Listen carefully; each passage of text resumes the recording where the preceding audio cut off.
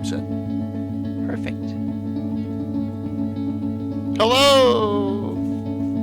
Hi. Hello. Look at that, just Good in to time see for you ads. How you doing, Ed? I'm doing fine. How are you guys? Oh, good. Yep. We're very good, keeping busy. Yep. So, Yep. I had my 19th session in my campaign today, so we had fun. Yep. Oh, No combat, excellent. but overland travel, and they're so scared, so they're checking every bush for ambushes. So, yep. I've trained them well. And how many secret doors do you have in every bush?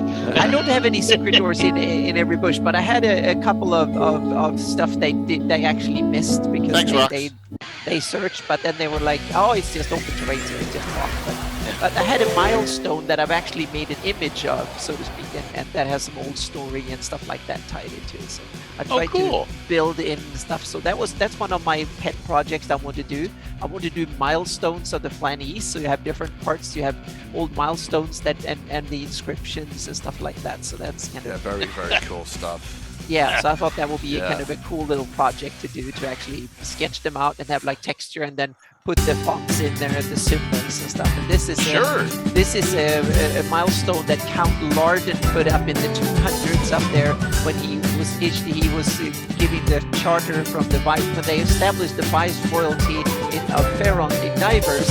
He was one of the first to petition to get the land granted, and when he got it granted from the viceroyalty, then he put up a big milestone on the road saying that this is my land granted by Imperial Grand Viceroyalty Ferron, blah blah and stuff. So, yeah. Cool. And every milestone would be a place where Yeah. people could leave coded messages for each other. Yep. Because they know another traveler. They'd say just, if there's a blue ribbon tied around this branch near the milestone, Yeah. that means come. If there And it isn't, could be. don't. Oh, sorry. Yeah. Yeah, and it could be one of these locations where people can actually say meet at the milestone so and so in a place where you don't have proper maps, you don't have GPS and stuff like that. A milestone could be a marker in the landscape where everybody can say the milestone so and so, and some of them can be numbered because they might be a Great Kingdom might have had a survey where they mark them along the road so you know that you at stone number so and so and stuff like that. So. Sure, and you hide keys there, and then you get killed while fighting the dragon, and you never come back for them. Nobody else can find the key. Yeah. Like fantasy geocaching.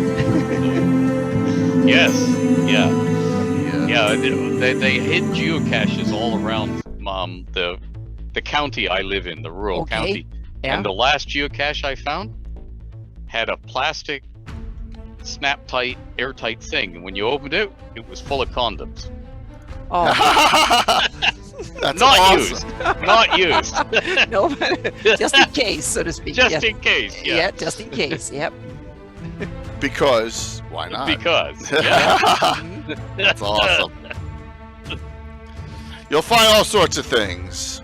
Yes, I'm looking at your beautiful buildings, and I'm seeing all sorts of things. I'm just going, wow.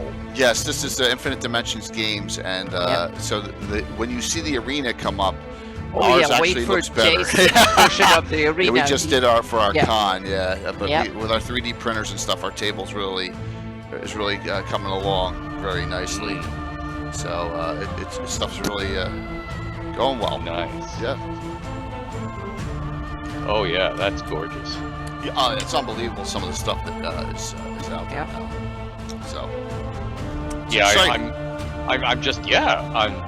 This 3D printing is new to me because I'm looking at it, with old model railroaders' eyes, thinking that's hours of work. Oh yeah. Hours with plaster and scribing stuff in the plaster, and then painting it and dyeing it, and then painting over the dye. Well, a lot of early wargaming comes from Piercy Arena, by the way. That we have that done. That's your on version is even more awesome than that one in the video. So yeah, we just had the Grand Melee last Saturday during the Greyhawk Con, and so it took a month to print. That takes roughly a month to print on one 3D printer because there's so many pieces. And it took my buddy 3 months to adorn it all up, not straight through, of course, but yeah, it takes time still. They're so big, these new detailed prints that they take forever because just one piece may take 25 hours or 30 hours to print. Oh yeah. Yeah. Because the level of detail on them, but it's worth it once they're up. You have them forever. Break out the resin castings, one piece, and then. Yeah. But like companies like Miniature Building Authority, they're still doing resin, so which is cool. So there is resin out there, which is neat. Yeah. So, what's up, Eric? Yo. Hello. Oh, hi. Look at them. Look at all the space in your office. I envy you. Well, you filled yours with books, Ed. That's right. It is full. And I'm reaching what I call terminal Edness, which is where there's room for my belly. You know, if I edge past books, there's a little cutout in the books. So yeah. Good. Cool. I'm like running out of space. I mean, especially in the basement. So we got to figure out something because, like I said, with the prints, they're getting so big if now. you go down a level, your neighbor will never know that you're digging under his land next door. Yeah, unfortunately, I think since what we are built on is an old swap plane going back to the 1700s. Water table. In South Jersey, it could be tough. Yeah. But we'll figure something out. We gotta get rid of some of the other stuff. But you'll see some on the 6th, November 6th. We'll have some good stuff up on the table. Guarantee that. Some fun things. Yes. I mean, grapes. Yes. Sorry, Eric cannot make that. I did ask the other Eric to take your place just for that night, so he hasn't gotten back to me yet. Well, he has kids too, so you never know. You know. I could shift pretty much anything else around. What that? Yeah. I could not get the entire pack scheduled there. Camp out. It's understandable. You see, Eric, you poor guys. You see, up in Canada, we take them to one of the huge scout reserves, and we say, "See you in a week." Listen, and we hand them a map and a compass and say, "We'll wait for you here." Yeah. And it's at the other end of the park. Yeah. all the kids will have like at least one ranger level by age 10. Yeah. Then of course you go on the week-long hunt for them. Yeah. And you find bears instead of kids, and you go, uh-oh. Yeah. It's a bit the same way in Sweden and Norway. The parents, they don't expect you. They expect you to be out in the forest, and if you're at home sitting and the sun is shining, like, what the hell are you doing here? You need to. Yeah, what the hell are you doing? Yeah, you need to get lost somewhere. Then, yeah. Check your Discord. That's good. And the door's open if Tony ever can hop on, so you never know. I'm pulling all the questions I got via Twitter. Oh my God. Great. Yes. Yeah, they didn't want to know anything about me. They all wanted Ed's information. Well, so you're on the spot. We're gonna bounce stuff. We'll bounce stuff around. Eric, we want you in this discussion. There's so many cool things to say. Yeah. This guy Stephen Shen. Have you ever heard of him? Oh, he must sound like Ken. Yeah, of course I heard of him. He was Realms Traffic Cop for years. Well, yeah, because he's not Realms Traffic Cop anymore. He wrote the most bang for the buck book that TSR ever put out, the D&D Cyclopedia. Really? That hardcover thing, if you look at the price of the book and what he crammed into it, it is the best bang for the buck. Wow. I mean, I'm prejudiced. I think the 3rd edition of Forgotten Realms campaign setting is more bang for the buck, but that's specific to Realms. D&D Cyclopedia is D&D rules. You can run the whole game. Interesting. Yeah, it's the best, I mean, there are cooler products, but you get a lot less for your money. I was a poor college student when that came out, and I had to make choices. And I said, I don't need this, I already own all the books. I can tell you made the wrong ones, Eric, because you're wearing clothes. It's, we all had to make choices. Oh, you fixed that. I didn't own... Let's get Jay banned on Twitter. Yeah, oh gosh, I'll get it. It's been closed multiple times on multiple formats, trust me, with some of my friends playing in my D&D game. But I didn't own any of the green covered second edition books, Roman, Celts, any of them until like the last 5 to 10 years. You know, it was just so much out during that era. It was too much, you know. Oh, I agree. My poor wallet was shrieking every month as I tried to keep up with it because, unlike what people out there think, TSR sent nothing for free. Not even stuff you wrote in? You didn't get an author's copy? At least you got an author copy, right? I managed to snag author's copies when I visited TSR. I would walk through the warehouse, to you. Wow. And I would pull them. Good evening. And then they'd say, how are you going to pay me almost ready. for this? And I'd hold up my contract and say, author's copy. Yeah. And they'd frown at me and say, oh no, those should have been shipped to you. And I said, but they weren't. Yeah. Wow. So he'd go away and get his boss, and his boss would say, give me books, because they were trying to clear out the warehouse. It sounds like in the military, they kind of hold on to every little piece. Yes.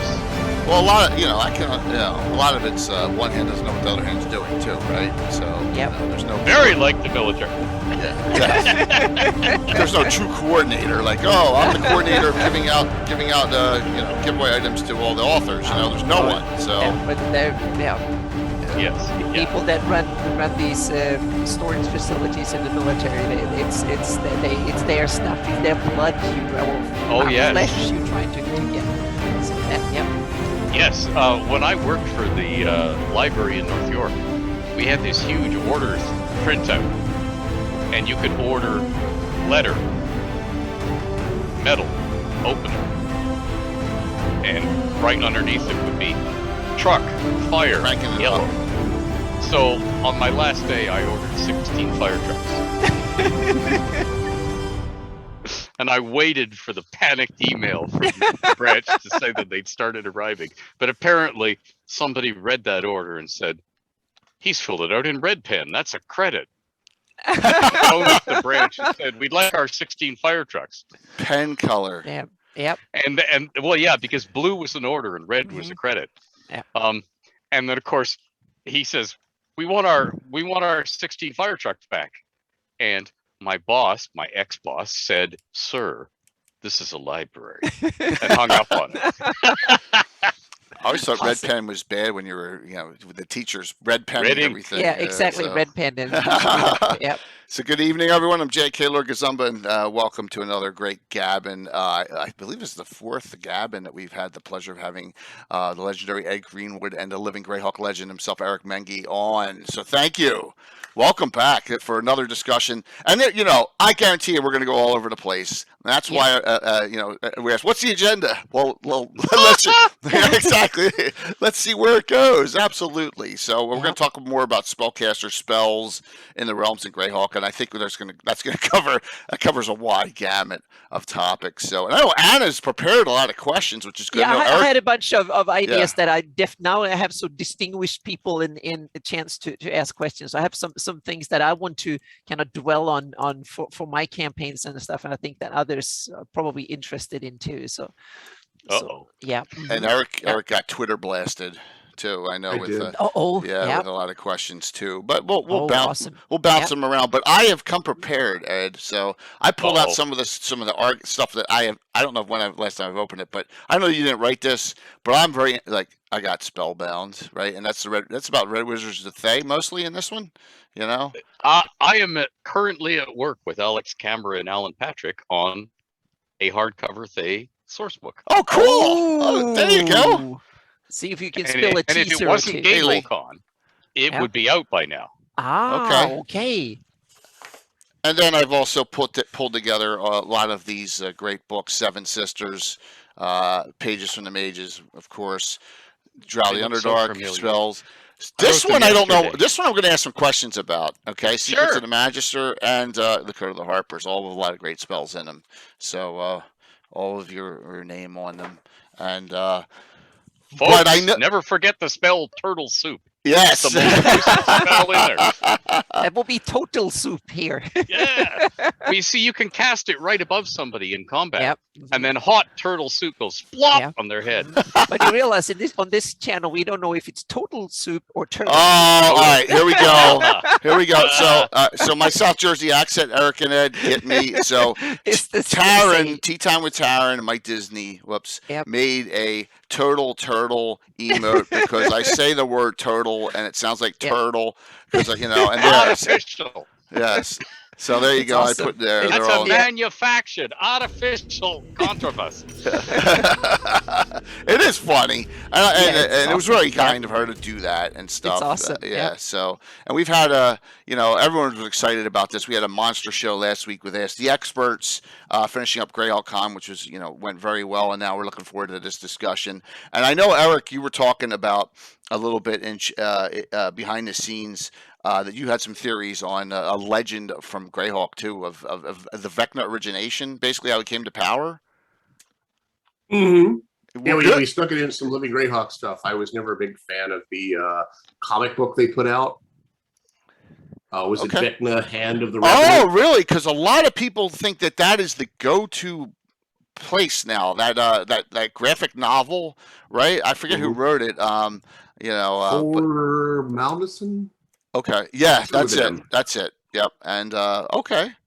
So we'll hear some of that tonight too, which is really cool, and about some other maybe Earthland wizards too, and thank you all for hopping on. Thanks everyone's rolling in now. We're starting a half hour earlier now. It just works better on Sunday nights, so that's why we're not 7:30 now. So hopefully, thank you both for coming on a little bit early. So my first question is this for both of you. Vilest or most powerful evil spellcaster that you can think of that's not like a demigod or god or whatever in Greyhawk and in Forgotten Realms. Ed's shaking his head. Yeah, that's one of those questions like, what's your favorite kid? Well, maybe 2 or 3 or 4 or 5 of them. Yeah, I mean, how do you measure this? Do I count Zastan? How about notoriety? Notoriety? Okay, so do I count somebody who's got good PR, like Zastan, because he's ruling a country? But he happens to be undead. But, I mean, I look at Zastan like Elminster looks at Zastan. A colossal failure. Okay. Because in 3 different big sets of products, trilogies of novels and box sets and game products, he's had these plans for world domination, which always fail. Or do you consider someone like Larlock, who is behind the scenes and works through liches galore? He has an army of liches working for him, each one of which is like a Vecna. Okay, so think of each one's like a Vecna. Holy moly! Think of 300 Vecnas, and then a whole bunch of under Vecnas, the clerks. Okay. Who see and then Larlock is behind them all, and he's playing a long game. He doesn't want to rule everything. He wants to manipulate everybody. So he's sort of like climate change. Yeah. Okay. So I mean, I'm just getting at it. Yeah, How do you measure these things? Right. Like for me, I go, and this is gonna sound weird, but in Greyhawk, Rary comes to mind for me because he's like the highest level. He killed off Yadaluk permanently, killed off Tensor, and Tensor was fortunate to come back. And he's like on the level of Mordenkainen. So, but I don't think, as far as all time, I don't know. You have Vecna, Astarak, you have all the, you have all those. So, what do you think? What do you think, Eric? For Greyhawk, cross both. Rary's a solid choice. Okay. You murder enough Circle of 8 and you get enough notoriety. For sheer number of player characters killed, I would go with Capatis, the one who built a White Plume Charybdis, right? Yeah. I believe that one has the highest kill rate among all the PCs of the world. Okay. And then for long-term plotting, I would go with the what was his name? Head of the Silent Ones, Mogir the Old, Weird of the Tower. Just because a silent one. Nice. he's for the long game. Okay. And you don't know he's there most of the time, which is how he likes it. Yeah, and Eric has just raised a very important point. If you've heard of somebody and they've got a fell reputation, someone like Elminster would say, what a loser. The winners are the ones who you don't even know about them because they're so low profile. And therefore, you can't hamper their plans because you may not even know they're there. So they're winning by not having a high public profile. It's all, it's a matter of style. Okay. Yeah, very true. Very true. I wanted to start it off with something like on the bad side to say, what you were, because I think we were very on the goody side the last time on discussions. We had some really nice, great stories, but, there's, without good, there's, without evil, there's no good, right? And so I wanted to talk about some of those on that level there. Anna, what do you think? I'm thinking, when I'm thinking about the old old casters and powerful wizards and stuff from the past, like Sylacra and Vecna and stuff, I think that they were not that more powerful than the ones that exist now. It's more like they have had time to build up their reputation. It's like they're being their notoriety increases with the distance in history, so to speak. So all the things are exaggerated. I don't think that Vecna was more powerful than Ius or any of and Mordenkainen and others were probably as powerful as Sylacra and others, because I think they operate within the same magical system and stuff like that. So they should have, or at least ought to have, the same limitations and the same possibilities, meaning unless the physics or the magic level and stuff like that changes. We know that the additions change, but that's a mechanical thing. I want to think like from an in-game perspective, is that I think that the old ones were probably not more powerful than the late ones, but their reputation and notoriety, and people are more scared of them because they've heard about them so long, and that they kind of come back and haunt from history, kind of builds even more of an evil reputation than you can have in life, so to speak, or in undeath even. But yeah. So someone just said, isn't the crystal shard a master manipulator? Yeah. So in that way, I think that there might be some current ones that we don't think are that powerful in a setting that probably are even more powerful, or at least as powerful as the old ones, so to speak. But their notoriety has not reached the level yet. So and then we can get into the argument of, is it your influence because of your high public profile, so you don't actually have to do anything? You're just a threat, and people try to avoid agitating you or angering you, so therefore you accomplish something without doing anything. Or is it actually stepping out and smiting? Every weekend I go and kill somebody. It's like wizards should go into politics in order to expand their power and interest, rather than just doing their wizardly stuff, so to speak. They should put it into use to actually make others bend to their will, so to speak. And then again, that borrows the next argument. Some people will say, you got to do politics, or politics will be done to you. And then somebody else would say, you're wasting the gift the gods gave you on mere politics. You are a wizard. You can do that. You see what I mean? There's true. So how did Kelvin answer that question, man? Because that seems to be the fundamental dichotomy. Is he a wizard, or is he the master manipulator of the Sword Coast North? Well, you see, Kelvin would come down squarely on the side, because I've role played him this way at Gen Con, so I know if you have a high public profile, you're a loser. You're doing it wrong. You're like the little kid who's saying, look at me, look at me, look at me. Whereas the true mage is the one who you do not even see their hand at work, and you do not consider it was them. So they've already won before you have your confrontation, because 40 years ago, they set this in motion, and that in motion, and the other thing in motion. And of course, most of Mistress Senior Chosen, i.e. the Seven, and Kelvin and Elminster, are operating on that sort of style as they go around the realms, opening wizards' tombs and sticking spell books and scrolls in them for later adventurers to find. Because after all, it makes no sense whatsoever there's any spell books or scrolls left in any underground dungeon, unless it's an in-use stronghold. So why are they all there? Well, it's because the Chosen of Mystra have put them there to spread magic at Mystra's command and instigation. But they don't want somebody following them around the realms like it's an Easter egg hunt. Oh, look, the Easter Bunny just came out of there, so I'll go in there and take everything.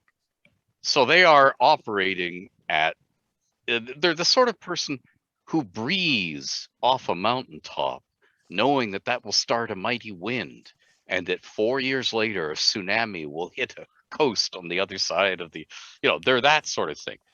So that's why Kelvin would come down on that side of it. It's like, yes, I do things in open, but I'm like the stage magician, the charlatan. You're watching my left hand with its sparkles and twinks, and you miss what I did with my right hand, which was in your codpiece. Okay, Kelvin would not say that last line. Elminster would. Yes. So, quoting from this book, The Seven Sisters. Yes. Under the symbol, you have here, and I'm going to read this line. It's written in a book. It must be true. Well, yes, because it's written by you, right, Ed? So it says, perhaps the greatest living human master of magic. So, in Forgotten Realms. Yes. Here's the thing about Kelvin. And this actually holds true for play in the early Realms campaigns. We had people who were pinned. Remember in first edition, you could go halfway up the next level in experience points, and if you couldn't get trained, you were pinned at that level. Yeah. And you could adventure for 5 or 10 years and kill Tarrasques and elder dragons and stuff like that and gain no experience. Yeah. Well, we had lots of people in that situation because they couldn't afford it, training. And they couldn't go up. And what that meant is I had some shy young girls who'd been invited to the gaming table who were handed the wizard or magic user characters because nobody else wanted to play them because, hey, they have 4 hit points, so they fall down the pit trap and they're dead. They get 1 spell, and for the rest of the entire foray, they hold up the torches and act as a target. I mean, carry things. So they would be handed this, and then the guy next to them, the older, fatter guy next to them would say, oh, now's the time, cast your spell. Do it like this. And they would get walked all over. But the flip side of that was, by the time they finally went up level, they knew how to use that one spell. This way, that way, the other way. They knew all sorts of tricks you could do with a simple... We didn't have cantrips back then. I had started adding them to the game, but they weren't in the rules yet. So they weren't official, so we weren't using them at the table. But they were using first level spells, and they were using them in all sorts of creative ways. Kelvin is the same way at a much higher level. Okay. He knows what, unlike most wizards, like say he runs into a Red Wizard of Thay, and say the Red Wizard of Thay is really stupid, and decides to spell duel him from a distance by attacking. So Kelvin ignores the guy for a bit, and then he goes after him again. The Red Wizard will not know, except the hard way, what'll happen if these 3 different hostile spells hit each other in midair. Kelvin knows beforehand the most likely outcome because he's seen it done and he's done it experimentally. That's knowing your magic. That's what I meant by the Master of Magic. He understands that casting this spell will raise the temperature of liquids within this certain distance, and that will make your soup boil, but it'll ruin your custard. That sort of thing. He knows the implications and details. That's what I meant about Master of Magic. He doesn't just hurl fireballs. He knows exactly what they do chemically. Cool. Very well described. Quick question, Art of Mike Disney asks, what edition are you both playing in your home games currently of D&D? You're playing 5th, Eric. Heavily modified. Okay. Because I like tinkering. Yeah. And for me, it depends on the players. Okay. It's 2nd for my original players because they vote, and they have not voted to change because they like 2nd edition, and it's 5th.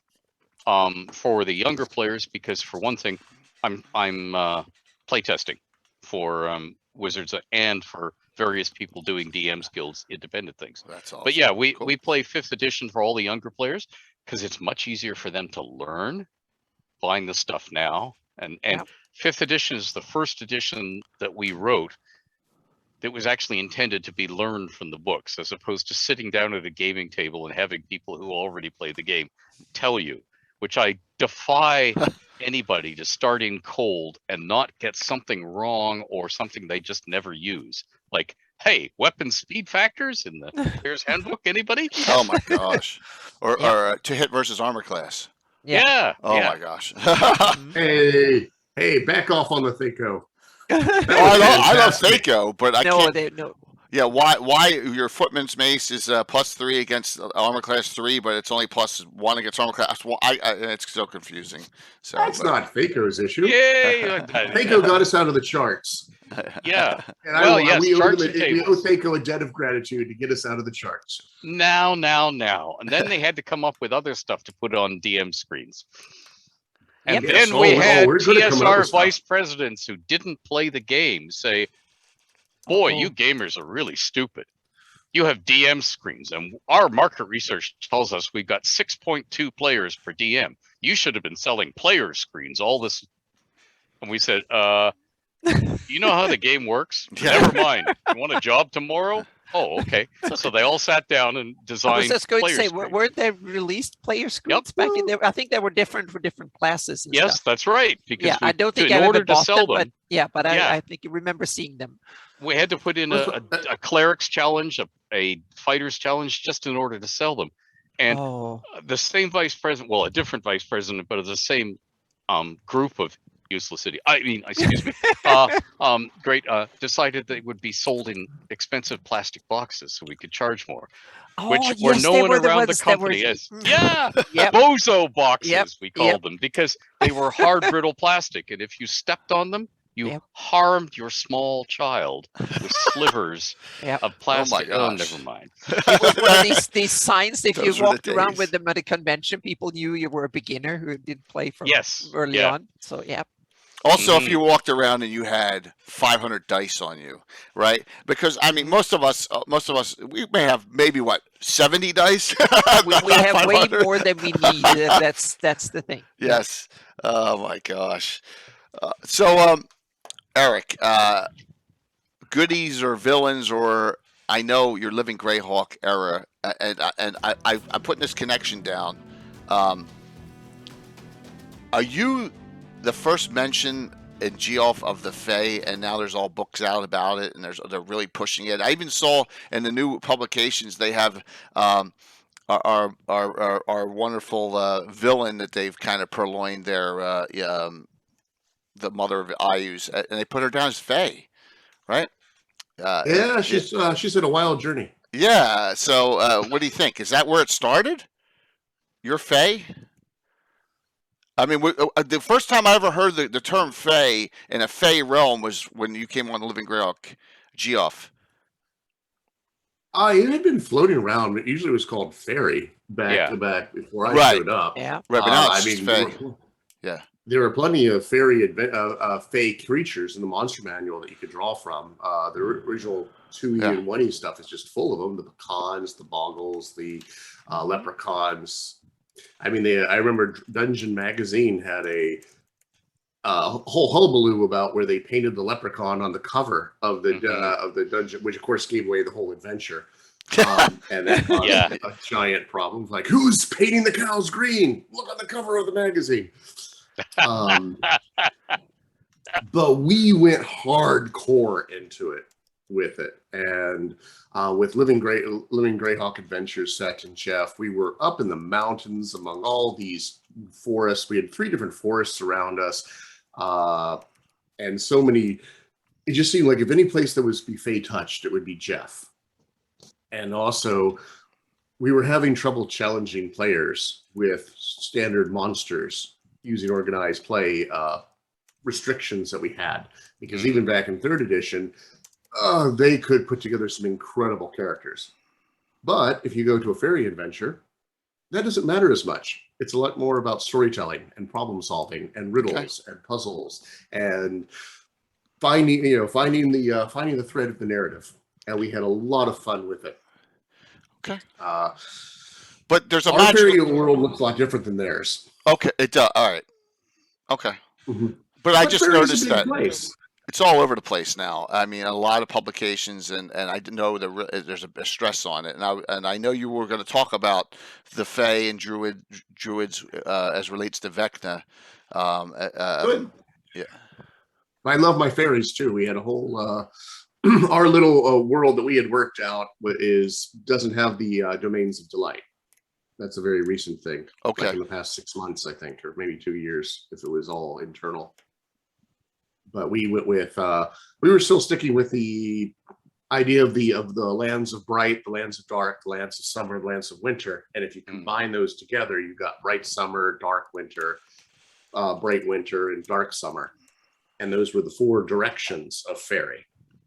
And okay. Oh, we also got stuck with a problem where we were Grand Duchy of Jeff, which is known for giants.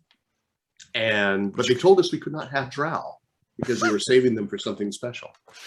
Yeah. And we were like, what? And they said something special. And it was kind of like watching the end of Raiders of the Lost Ark. And we're just like top men working on it. And the car and away goes the Ark into the big into the warehouse. We pushed Eric Mona on that a lot of times. What were you saving him for? And he's like, a night of drinking. They don't. They just don't know. So we went to the next thing right next. They said, well, we can't use elves. What about fairies? What if we just had dark fairies from Dark Winter be the big bad guy? And so we just shifted over to that. And we found that the giants balanced really nicely, just like Gygax did with the giants and the drow balanced nicely. You could have the tricksy, intelligent, and clever fairies, and then the thump you with a big rock giants, and everyone was happy. Most of the DMs. It's a great balance, and I was intrigued by it when you guys, you and Jose and the whole crew discussed it. It was really a fantastic discussion. As far as magically spellcasting, was a lot brought out spell wise items that you pulled and maybe took to your Menge? Were you thinking about, well, this is what I did there, and I'm just curious. I'm trying to connect dots. There are a lot of the same motifs between Living Greyhawk and Moonshays, because they're drawing from the same source material. I really like Welsh folklore, like the Mabinogion and the very beginning origins of Arthur before Thomas Mallory got a hold of it. So I was pulling from a lot of those and a lot of the Mallory and all of that crowd.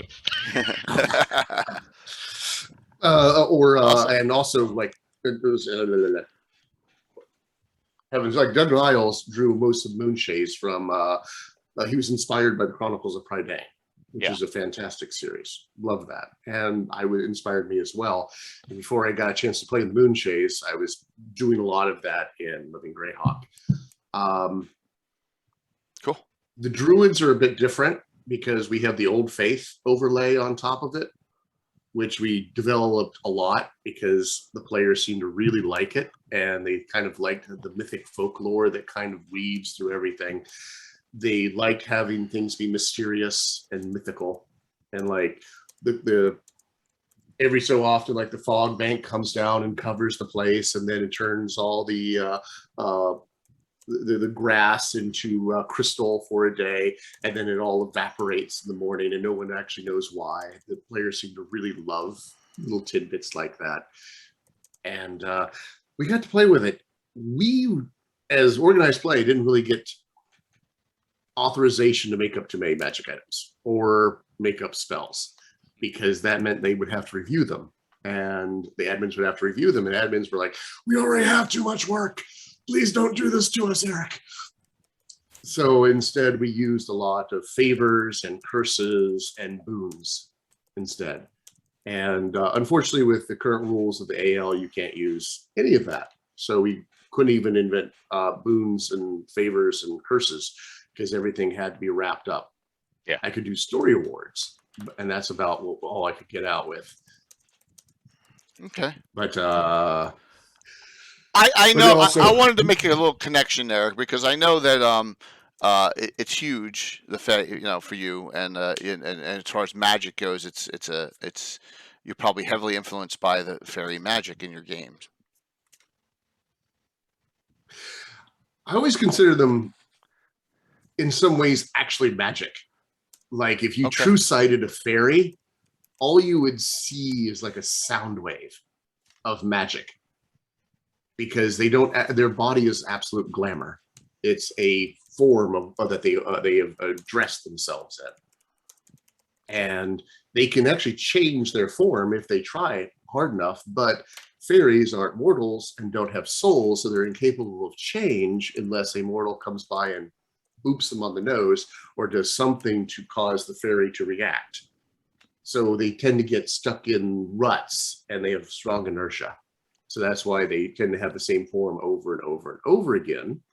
And why one of our biggest foes, his name was Gaunt, who was an unseelie she, and he wanted to be something more than he was, and he needed the players' help to happen. And so he was constantly trying to trick the players into helping him. He had about a 50% success rate. They kept killing him, but he got better.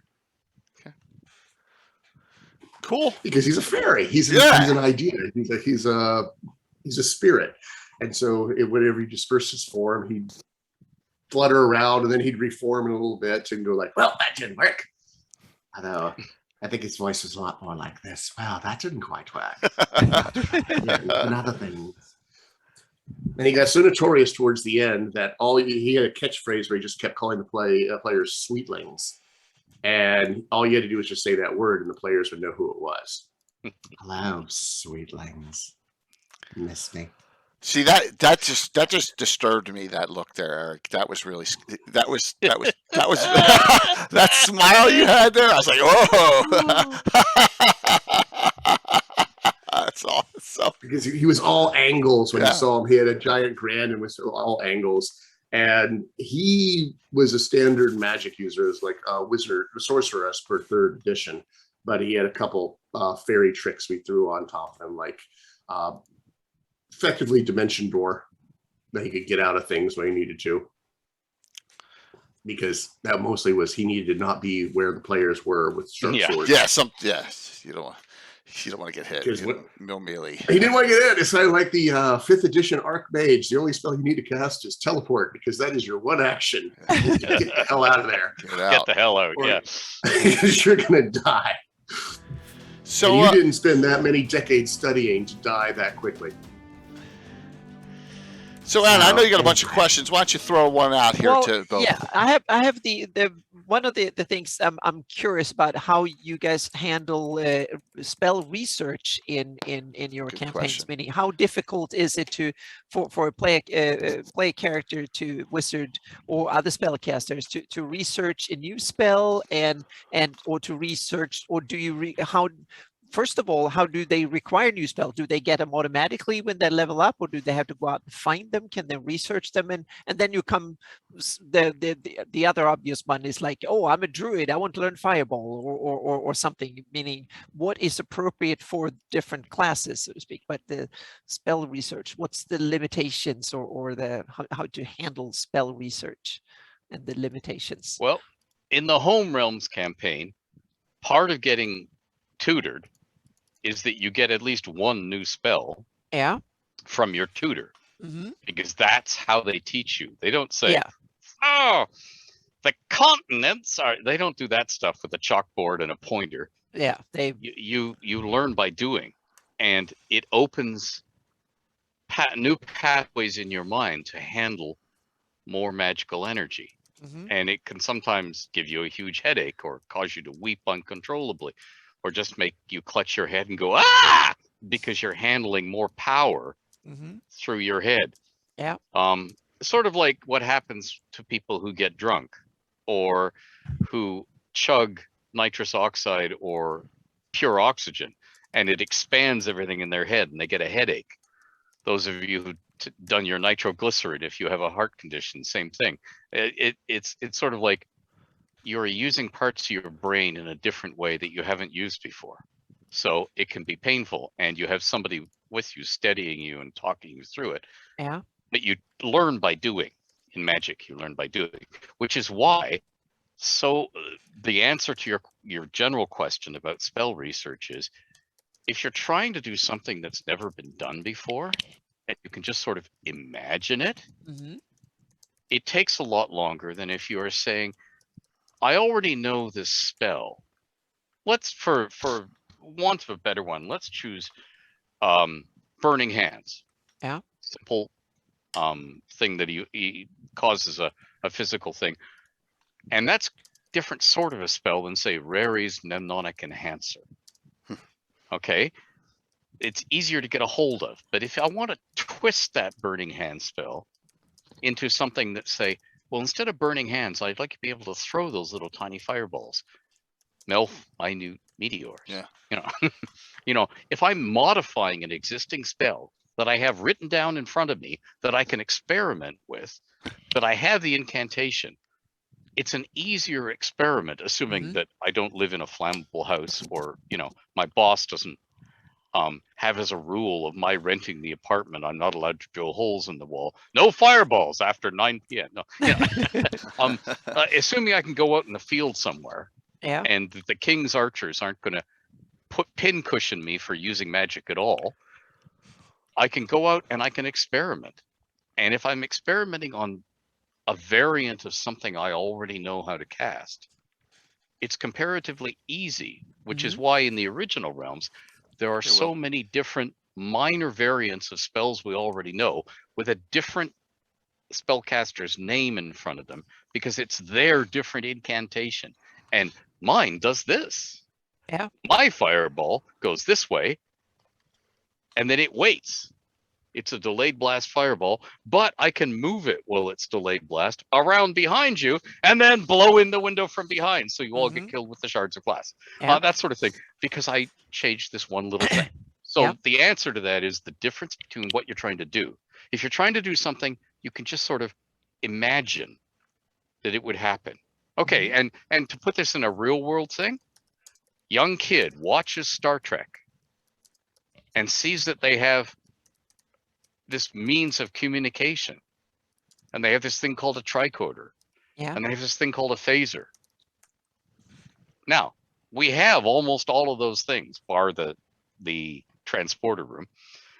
We have almost all of those things, but it took people a long time to take what they saw on the screen, what a cool idea, and make it reality, because they had to invent entire things to get step after step.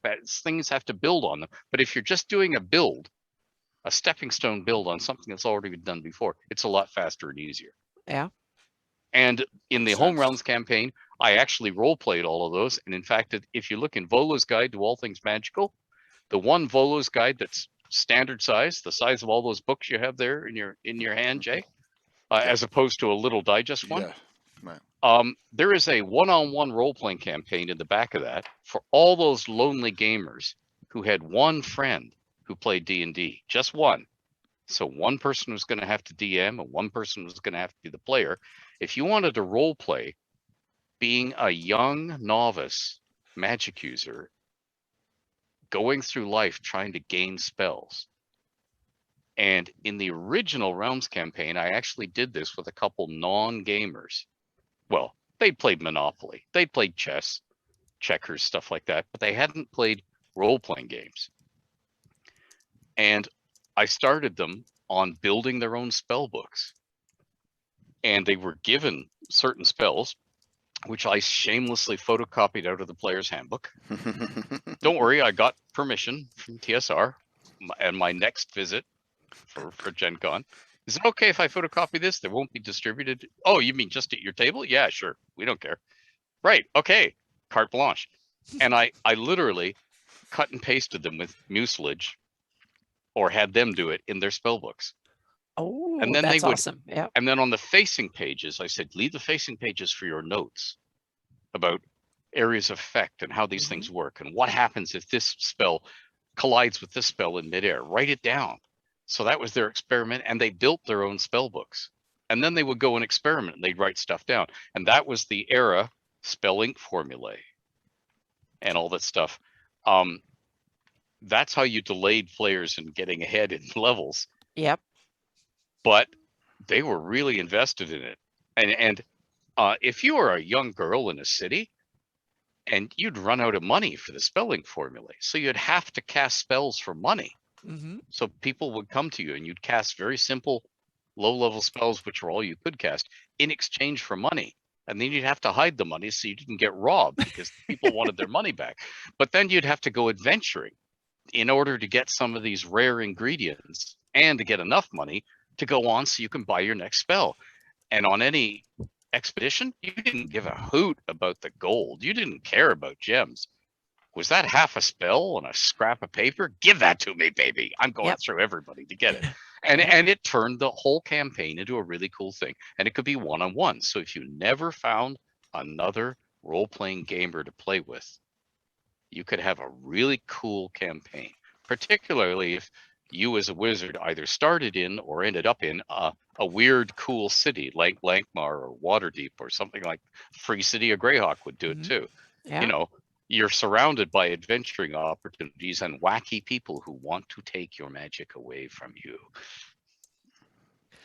Yeah, I agree. I do somewhat similar when the spellcaster, like wizards, clerics and druids, I take it a bit differently because they're given them from and learn them from their deity, so to speak. Yeah. So and from their priesthood, so to speak. But wizards and sorcerers, they have to, when they level up, they can learn and meaning work on one spell, and they will get that for free, so to speak, meaning they can say that I'm going to, when I'm reaching 5th level, I'm going to learn to cast fireball, and they can work on it and then they will cast it. But it needs to be fairly kind of spell that they know about, so to speak, that they can happen. But then if they're going to research, if they just say that, oh, I want to have a spell that can do one cool thing, literally cold thing, something, and they never heard or seen of it, then it should be very, very difficult. But if they've seen it being cast by someone, that makes it much easier, so to speak. And if they have a scroll or something, then it's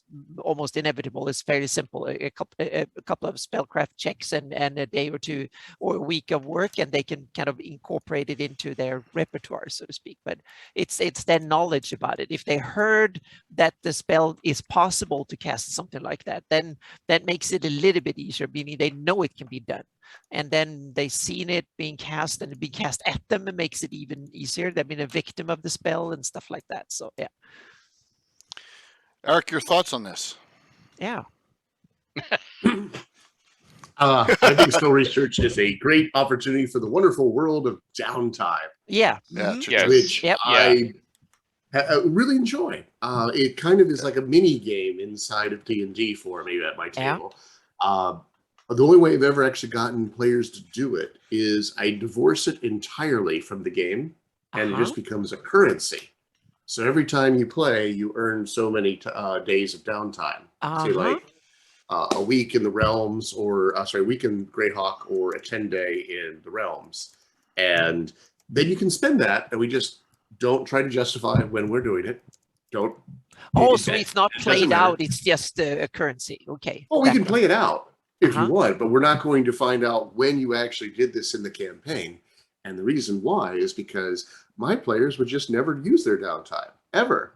They're like, well, I could read this book or research the spell, but I want to go play games. And we'll immediately run off and do all these things because Ed keeps giving me all these beautiful books with all these adventure hooks, and there's like more than any one human being can play in a lifetime. You tempt them on adventures all the time. So, So if I say, but you don't have to choose, you can have both. So go on your adventure, and then we'll just pretend that you did this. And then we just have to figure out how the downtime works. So, and this is going to feed what Ed was saying, where it takes fewer days of downtime to figure out a spell that you have that's just a variation of an already existing spell. Or if you've seen it working, you can actually start trying to figure it out. Or if you find the scroll, it would be even easier. That would be down to days, because that's described in the player's handbook on how to do it. So like this week, I made homemade candy corn. And the question is, how do you make homemade candy corn? And this is a lot like inventing a spell. you know this is what your spell ends up with at the end. How do you get here? And if you have a recipe, the scroll, you know how to do all the pieces. But one thing you will learn if you watch people do it, that actually candy corn is just 3 different types of paste. And the way you put them together is you make them each individually, and then you roll them out individually like snakes, and then you put them together like this, and then you will cut them into pieces, and then once they are all cut, you shape them into it. Now he's seducing your children at home. Yes. I did not know that. When you have someone telling you how to do it, it's easy. But if you were if you're just presented with this and say, make that spell, make that recipe, you're like, I don't know. And even when I'm telling you, I didn't tell you the proportions of how much sugar, what types of sugar, what magical ingredients, which parts of basilisk goes into your candy corn. Yep. And so all that is going to be research. So and by the way, in real world medieval recipes, lots of cooks did that. They tell you what's in it. They don't tell you the proportions. Yeah. And you will come to a medieval recipe and it'll say, take 1,000 eggs or more. That's actually the first line of the recipe. And you're going, what? Yeah. That's why the pound cake was so popular. Yeah. It was easy. Everything was a pound. Yeah. But that is also, Eric, you bring up the other interesting thing is, and that is material components, meaning what goes into the spell. And that's something that I kind of like these advanced kind of tricky things that you need 1,000 gold piece diamond or you need a dragon scale or whatever it is. And that's something that you can really use. I don't bother much with mundane magical components, but these kind of special ones are interesting, meaning you want something from Medusa or you want a harpy something or whatever. And that means that you have to actually go out and do it, or you have to go to big city and buy it. So it can be a campaign arc in itself just to get the magical ingredients into it. And so that is something I kind of that's where I think it's useful to because it can force them to go and actually do something, so to speak. You need a dragon scale or if you can throw those in, I would not actually make them required to cast the spell itself unless it's in the player's handbook. But what you could do that would really encourage players to go look for these fun items is if you have a dragon scale while you cast stone skin, for example, and it consumes your dragon scale, maybe it gets an extra bonus. For example, it also affects magical. There was there's some really good both dragon articles and books and stuff and supplements that goes on that line. So I would always go with the carrot because players hate having stuff taken away from them. And that's too much like real life. You'll get the glaring at the table. But I can't how about cast fireball because Eric says I have to have a mote of fire from an element. I said, but if you have a mote of fire when you cast fireball, the targets all have disadvantage on their saving throw. Oh, I will go look for this mote of fire, says the player. That's a good idea. And it stops having like the popcorn being lobbed at you across the table. And how about now I'm thinking that I've never thought about this before, but I'm thinking maybe we could introduce material components, special ones for researching a spell that you have to have or something like that. You have to build in order to write it in your spell formulae. That's what spelling formula was for. So you have to make the ink that you write the spell with have special ingredients or something that you have to consume when you do it in order to make the essence or whatever into the spell book or something. So that way you can make the downtime rules of it. The downtime rules have gold piece stuff in there. You could easily just sub that out and say it's 50 gold pieces, but it's not just any 50 gold pieces. It's 50 gold pieces of this type of ink. Exactly. I don't want to have the gold pieces. I think it's something arbitrary for the DM if you want to go to the big city and buy it. But you need that ink, so to speak, or you need that whatever, the yolk from a cockatrice egg or whatever it is, so to speak. There's something. So. So legendary Melkot is on, and Melkot, you know, has a place in Greyhawk City, and that is Malden. Dennis Tetro is out. He was on last week during the Ask the Expert. So here's my practical DM take on this part of the discussion. Spell research. There is probably a spell out there for 99% of all the ideas you can come up with. You just need to know where to find it. So what my suggestion is you create libraries of spells. Don't give them all out at once, but come up with some cool ideas. So for example, you Greyhawkers, you know, and Ed has no problem with me stealing from him his books, right, Ed?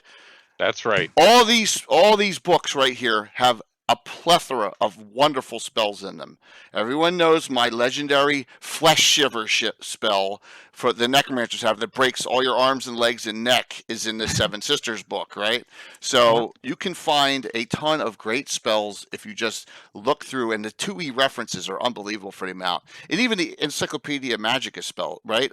There's so many spells in those books. Second and third edition have so many spells that it's crazy over time. So look around, and if you ask me, and I'll tell you where some recommended places to go. So there you go. You know, and if you can't, are they available in PDF? Does anyone know? Are they available from DMs in PDF? I think so. Yeah, because they're hard to get a hold of nowadays in hard copy. But that's what I would do. Volume 4 is the most important. And it has the index.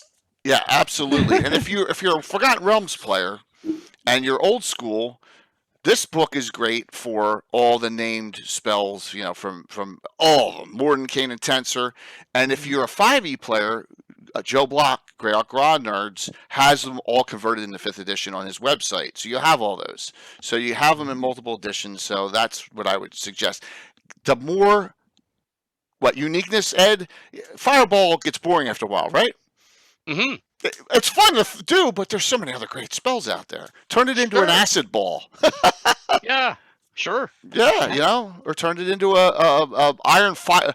Kona Metal Shards is one of my favorite variations of the Earth Elemental spell on Kona Cold, because you're not expecting to get hit by a bunch of metal shards. You know, and so there's shrapnel. Shrapnel. Yeah, exactly. And by the way, we did all this stuff in the early editions of the game for the same reason that I filled the pages of Dragon with variant monsters. We had people who memorized everything, and they'd come to the gaming table and they'd see something that was spherical with an eye and tendrils and say, okay, it's either a gas spore or a beholder. Fire your arrows at it from a safe distance, guys. If it blows up, it was a gas spore. If it doesn't blow up, run like hell.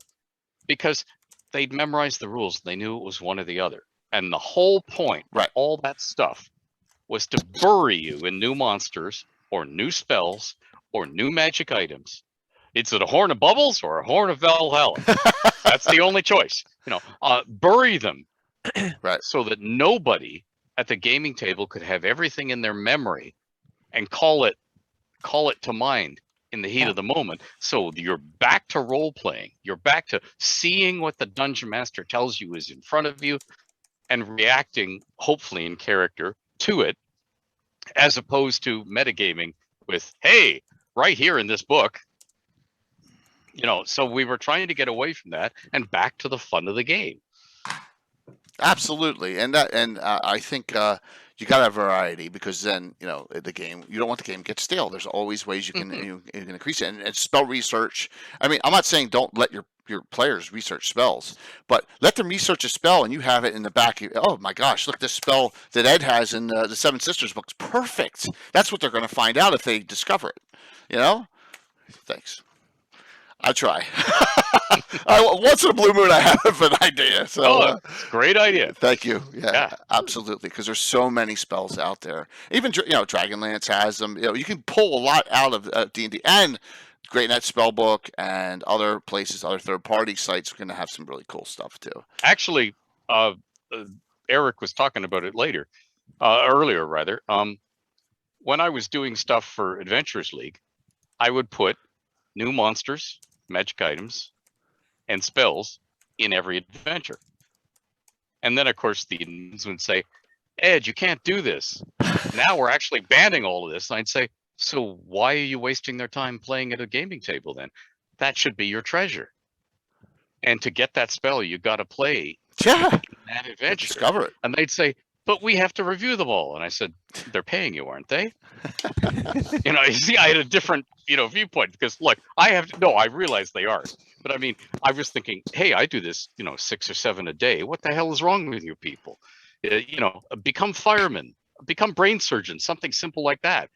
But if you want to be in role playing, do the work. Damn it. I was doing the old curmudgeon thing, and they'd say, no.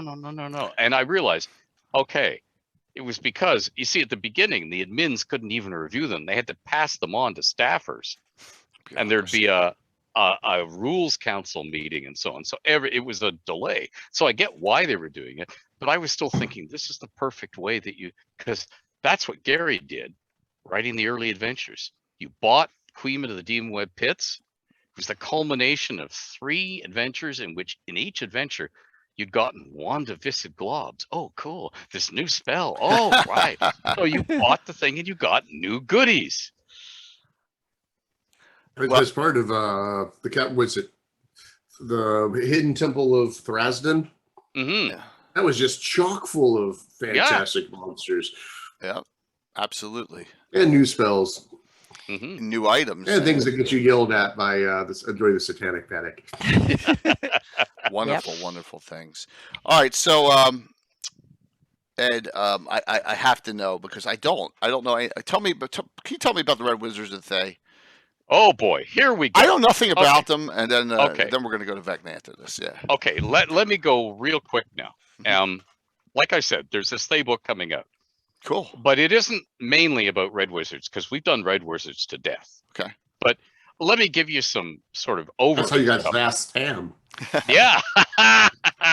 Yeah, I have a horrible tam all over me. Oh, okay. Sorry. I'm sorry. I've been doing this too long. That's okay. It's great. So to the rest of the world, Thay is the land of Red Wizards. Okay. Mm-hmm. And they know it has slaves. They know it produces stuff. They know it has undead armies. And they've heard about this guy called Zastam that rules it. And they know that it's got these nasty wizards, a lot of them shaved, bald-headed, a lot of them with tattoos, but they almost all wear red robes. And some of them have established trading enclaves everywhere else in the realms, which have fallen on hard times recently, and some of them have been closed. Okay? So that's what the rest of the world knows about Red Wizards. Oh, and they're evil and nasty. Okay. So let's switch it to the viewpoint of somebody in Thay growing up. Let's assume that they're lower middle class, a shopkeeper, a shop assistant, a craft worker, a crafter, what you would call lower middle class citizen. Okay.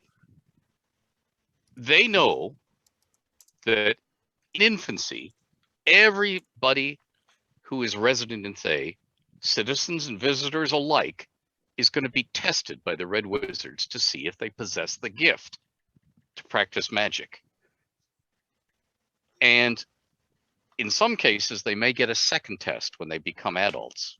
And become adults in vague thing, when people think you're puberty-ish, okay? It's not like they check, oh, he's had sex, he's an adult. No, they don't do that. What I mean is they're going to covertly test you when you're a little kid. If you do, and by that, they're going to expose you to some sort of active magic. If you react to it, if you can sense it, if you can affect it, like say somebody casts dancing lights and you're fascinated by it and you go up to it and you stare at it and you like put your hands through it like this. And if you can move the dancing lights even a little bit, oh, that person has an affinity. They have the gift, they have the talent. Let's test them again when they're a teenager. But again, maybe not them knowing it. Okay, if you are a candidate for magic, in Thay, you can be enslaved and gotten rid of, like enslaved and sold out of the country. You can be killed, or you can be inducted into the Red Wizards. And then what you become in the Red Wizards depends on your talent. You could end up being a desk clerk because you don't have much talent, okay? Or you have terrible rages and whatever, you're just not suited. But you then get trained. And one of your jobs as a Red Wizard is to deliver propaganda to the general populace. And that is make them intensely loyal to Thay. And that means not just the land of Thay and the nation of Thay. And a nation is a group of people. I know a lot of modern Americans misuse the word mean it's equivalent to a country. No, there's the country, then there's the people, the populace, but they also are trying to get loyalty to the hierarchy of the Red Wizards, and that the Red Wizards are good people, or at least necessary people, if not good. They safeguard all of Thay from treachery, from non-wizards, high, meaning the Tharsians or rulers and the nobility, and low, such as poor farmers, citizens who don't like the power they've got, or slaves who might try and escape, as well as outlander spies of the rival realms, because everybody else in all of the realms is jealous of our achievements in Thay, and they work tirelessly to weaken us. And we are surrounded by enemies like Aglor and Rashomon and Malhoron. They all want us gone. So if it wasn't for the Red Wizards, okay, so that's the Red Wizards. Okay. And they have a lot of unique spells, and they tend to be nasty, and they are taught to be loyal to Zastam, first and foremost. Now and say right now, Zastam is the supreme leader. Okay. Underneath him is the Zulkir of whatever school of magic you specialize in. Then underneath him, in your regard, I mean, is all the other Zulkirs. Then the other most senior Red Wizards. And then Red Wizards in order from high rank to low rank. And this is, they're taught, and they in turn teach the people that this is the true loyalty to Thay. Not devotion to banner, not devotion to a patch of ground or a city. Because they're trying, even though there's natural rivalries in cities, and we all know this from the real world, you know, wherever you live, there's a rivalry with somebody who lives over there. Right. In Canada, it's just like your hockey teams show up and beat the crap out of each other. In most of the states, it's football teams, but I mean, or the other college or whatever. But there's rivalry, so they're all still there. That's part of being human. But in Thay, they try and stamp it out by saying, yeah, these are all secondary. Okay. To being loyal, and so, and by the way, there are Red Wizards who are separatists, and we'll tell you all about them in this book. But Nice. but actually, I don't want to mislead anybody who's listening to this. The book is mainly about the country. Okay. And you get a tour of the country. We do 2 or 3 pages on how a Red Wizard is trained, both magic and non-magical. That's cool. But it's not a book about Red Wizards. It's a book about Thay. And we were told it's going to be DM's Guild. Yes. It'll be another print-on-demand hardcover. Same team that brought you the Border Kingdoms, plus Alan Patrick. It probably won't be Adventurers League official because we're taking the subject of the book is geographically in a place in which they do not want to set an Adventurers League campaign. We're sticking to the cities sticking to the Sword Coast, and we're suddenly hopscotching over there because this is part of my nefarious plan to carpet bomb the entire planet. I mean, to cover the entire planet in regional source books, which TSR and then later Wizards have been torpedoing with each edition. They can't bring out a new edition of the game, and they stop my march of regional source. They don't want any of that anymore. That's so true. Yeah. But you just let the cat out of the bag there, Ed. So you better. It's all right. Nobody will hear us. It'll just be our secret. Great. Well, it's like they don't know this in house already. It's like stop Greenwood before he. One last quick question on Thay. Are they all magic users, or are they necromancers, or they're elementalists, or is it are they just general, like, or do they have specialists? Every Red Wizard has the gift. They could all become wizards. They all in higher levels specialize in a school. Okay. Necromancy, whatever. In fact, there's actually one school being promoted by the Separatists, which isn't actually a school. It's more like a government ministry. And I don't want to give too much away, but up until then, they're all schools of magic. So they could be various specialists that you want to use from the rules or make up your own in your campaign. But the vanilla, as she wrote, stuff that will be published, they're all some sort of arcane spellcaster. And they're not all high levels. In the same way that you will watch, say, Raiders of the Lost Ark, the original movie, and you go to the scene where they're excavating to try and find the temple room, and there are Nazis, there are SS men, There are just plain soldiers. Vermont, yeah. There are militia that have been, and then there are the workers that they're yelling at to do stuff. You know, and Red Wizards are the same way. There's all sorts of gradations. Sounds like Scarlet Brotherhood a lot too. Yeah, and they will all pretend that they're big bad evil guys because that's how you get what you want. Don't mess with me. Hey Jay. Yes, sir. I'm glad you mentioned Scarlet Brotherhood because the Red Wizards pretty much fill the same niche when you're designing adventures as the Red Wizards do, because of the way the Red Wizards are constantly like the Nazis in Raiders of the Lost Ark are always going all over the place, digging up things, getting into things. And the Scarlet Brotherhood is popping up all sorts of places with some sort of nefarious plan, trying to reclaim magic of the Sully's empire or to gain influence over the local powers. That is something Red Wizards do. So there's a huge overlap in kind of the style, not in the powers or their structure, but just their goals and how you utilize them as a dungeon master in your games. Well, outside of Thay, that is. Inside of Thay, it's a totally different thing. Okay. The same thing with on top of the Tilvanot Peninsula. Well, it's is it Tilvanot or Tilvano? Tilvanot, I say, but then I say everything wrong. No, so, I like it, Tilvanot. Yeah. Yes. I always say things wrong. You don't say it wrong. You just say it with your accent. Yes, with that terrible South Jersey accent. So, Ed, thank you for that clarification on it because I really, you know, I'll be honest. I've been a Greyhawker my whole life, and yeah, I have a lot of FR stuff because I really love the content and the details. But the details of certain areas I don't know. Even though you held up a box set. Mm-hmm. A Spellbound, and before that there was Dreams of the Red Wizards, FR6. We have really neglected the Red Wizards. It's like everything else in the realms. There's so much stuff we want to get to, and it's a big world, so we never get to all the things we want to get to. So it's not your fault. It's our fault. We haven't covered everything. Now, if they'd only let me run TSR. But Ed, we need a 6th book on Waterdeep. Yeah. Yes, we need a 6th book on Waterdeep. Every block would get a source book. Yep. Hey. I am working very slowly. Yep. On Volo's guides to every ward of Waterdeep. Oh my gosh! Awesome. Yep. To do them properly. But I have to do all this other stuff first. Right now, I'm doing an entire Viking fantasy city. Yeah, you know, for that's a undertaking. Fantasy Dublin is an undertaking. Yeah.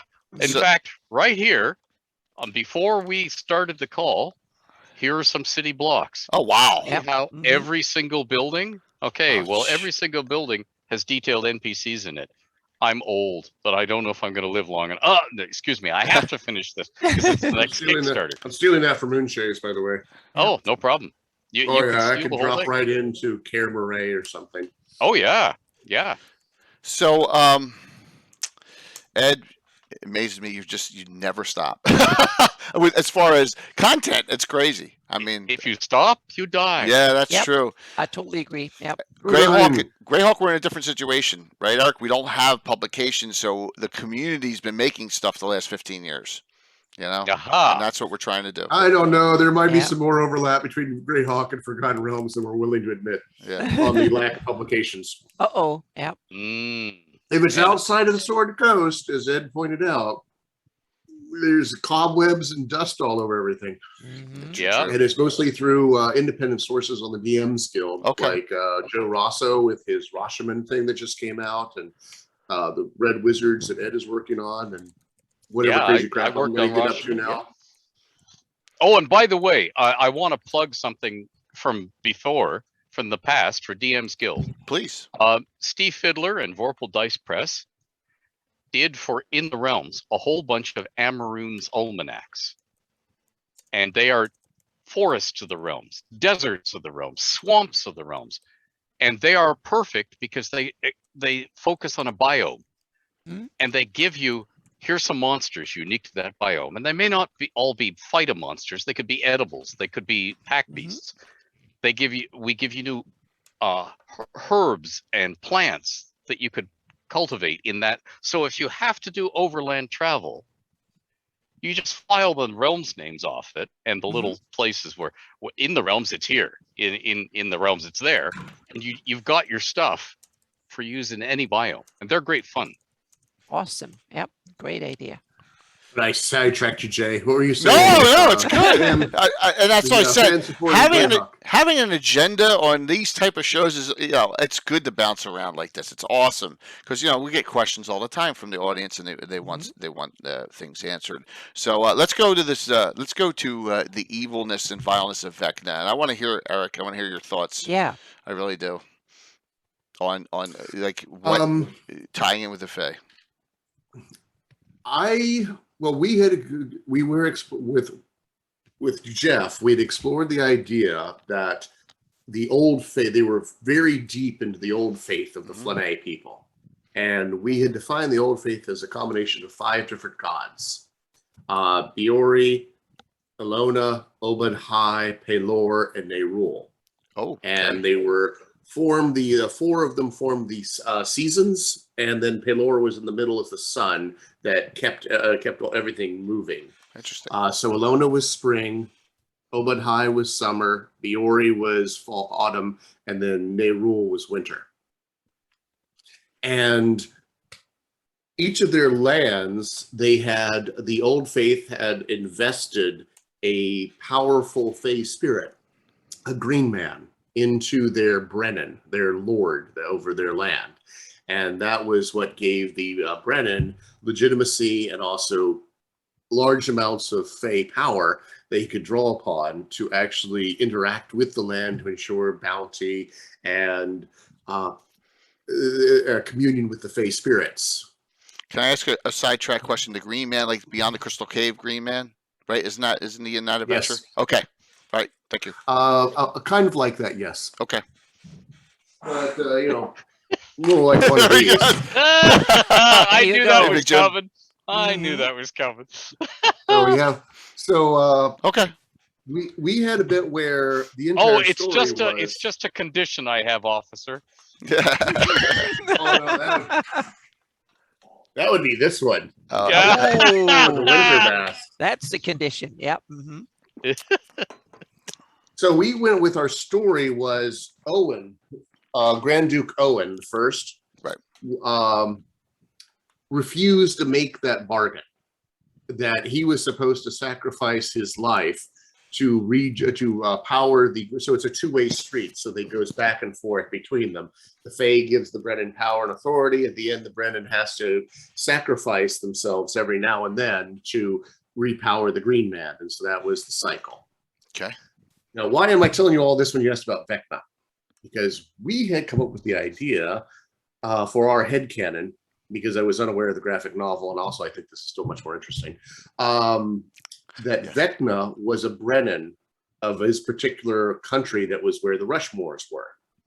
Yeah. And he was tapped to be sacrificed for the Green Man. And he refused. And went on a quest, kind of like the Green Knight, except he learned all the wrong lessons and came back and consumed the Green Man and slaughtered all the old priests, the old faith druids in so doing, and absorbed all their power. And that was his first step down the road towards necromancy. Interesting. So before that, so it was the fact that he had a sacrifice hanging over his head to empower the Green Man to complete the cycle that forced him to go on a walkabout, a pilgrimage to find magic that could stop this and would allow him to escape his fate. And what he found was the power of necromancy. And you could even work in the serpent from the graphic novel is where he got that knowledge from originally, and told him how to usurp the Fae spirit and pull that into himself and empower him and give them his first step towards godhoods. Because while very powerful, the Green Men aren't gods; they're Fae spirits. It also makes very vulnerable to corruption because they are just spirits. They're ideas, not beliefs, which is one of the things we went into with the Earth Mother in the Moonshays, is because she's a primal spirit. She has her she's much more prone to corruption than a god. And that's why her moon wells constantly are having problems. And why the force of Khazgaroth can rise up through her own moon wells and attack her is because she's not a god, she's a primal spirit. And the Green Man is in that same ilk. Do you have that written down anywhere? Yes, it's in one of the adventures. Where the party goes back in time and they see it. It's in the we gave him we gave him a Flanay name as well, since we're Welsh. Okay. So we gave him so it was Vecna ap Kajik, since Vecna is a anagram of Vance. We gave his last name was a anagram of Jack, and then we threw in the Welsh ap, which means son of. Okay. So he's Vecna ap Kajik. So as I said, this is complete headcanon and completely unofficial. But it's in Living Greyhawk publications. Well, publications by Living Greyhawk. I remember having a conversation with Leomund about that, and he told me how much that was worth. Yeah. Because I mean, we got to do all sorts of crazy things, and they were going. The admins at that point in time had my favorite form of oversight, which I will define as benign neglect. Well, they kind of let us get away with anything we wanted to because it was year 7, and I think they knew 4th edition was coming. They were like, we don't care. And so I was able to get all sorts of crazy things through, including that Vecna was a Flanay lord who killed a fairy spirit and murdered all the old faith druids around him. That's his first step. But this is, so here's my quick question on this. Is that pre the term Earthland, that story that you had? Because Earthland just starts appearing in this discussion at some point, and that's why I wanted to know. Well, the Earthland, I believe you mean I thought they appeared in print before I wrote this. Okay. And they were like a group of kind of evil mystics, is the way I got the impression. Yeah, that they were kind of rivals to the old faith druids. And like the heavens, the Anna smiling now. The dark faith. Yeah. The dark faith. I have them, and my campaign, I have them.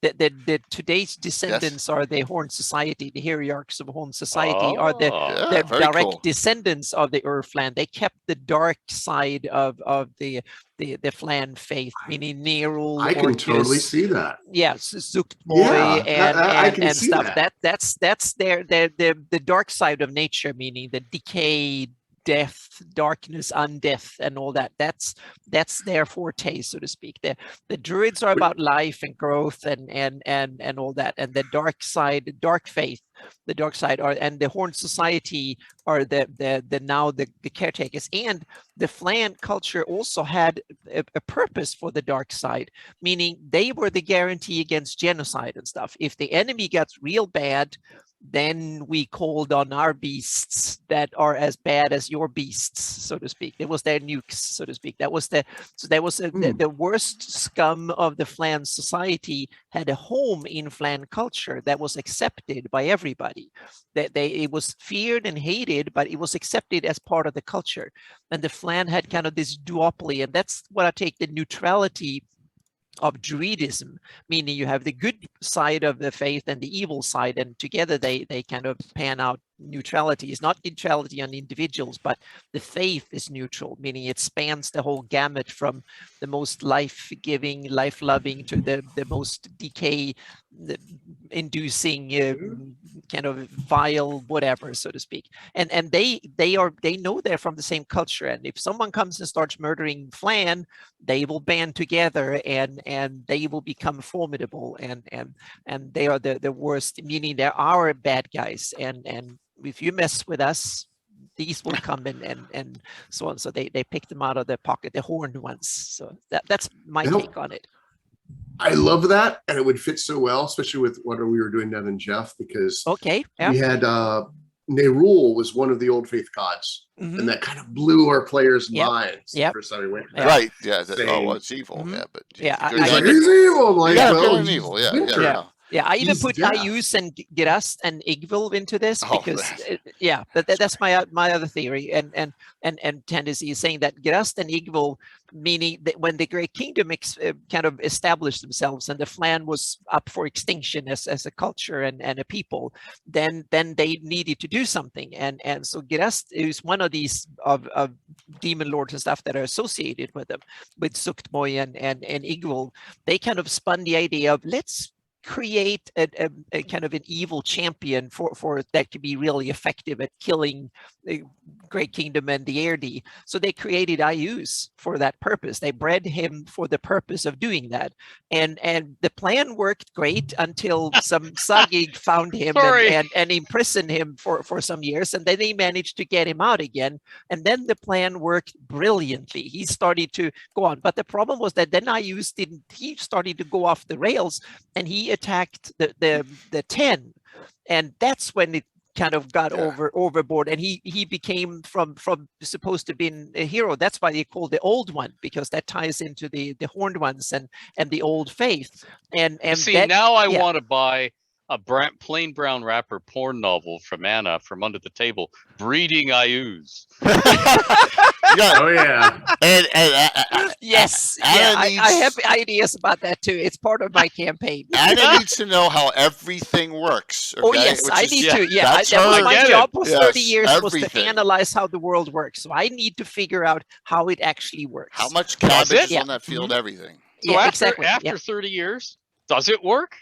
Because I don't think it does. No, but it doesn't. But it's my preoccupation. I need to map it, and I need to understand how it works, so to speak, and then come up with, because all the cool kind of myths and stuff are in the books, but I want to have the real truth behind the myth. That's cool. Got it. Speak. Yeah. Because so that's why I wrote the scene from the old side, so to speak. Because and what you guys were just talking about for Greyhawk with decay and the Horn Society, in the realms, who is trying, completely separate from evil bad guys, who is trying to decay everything? Moander.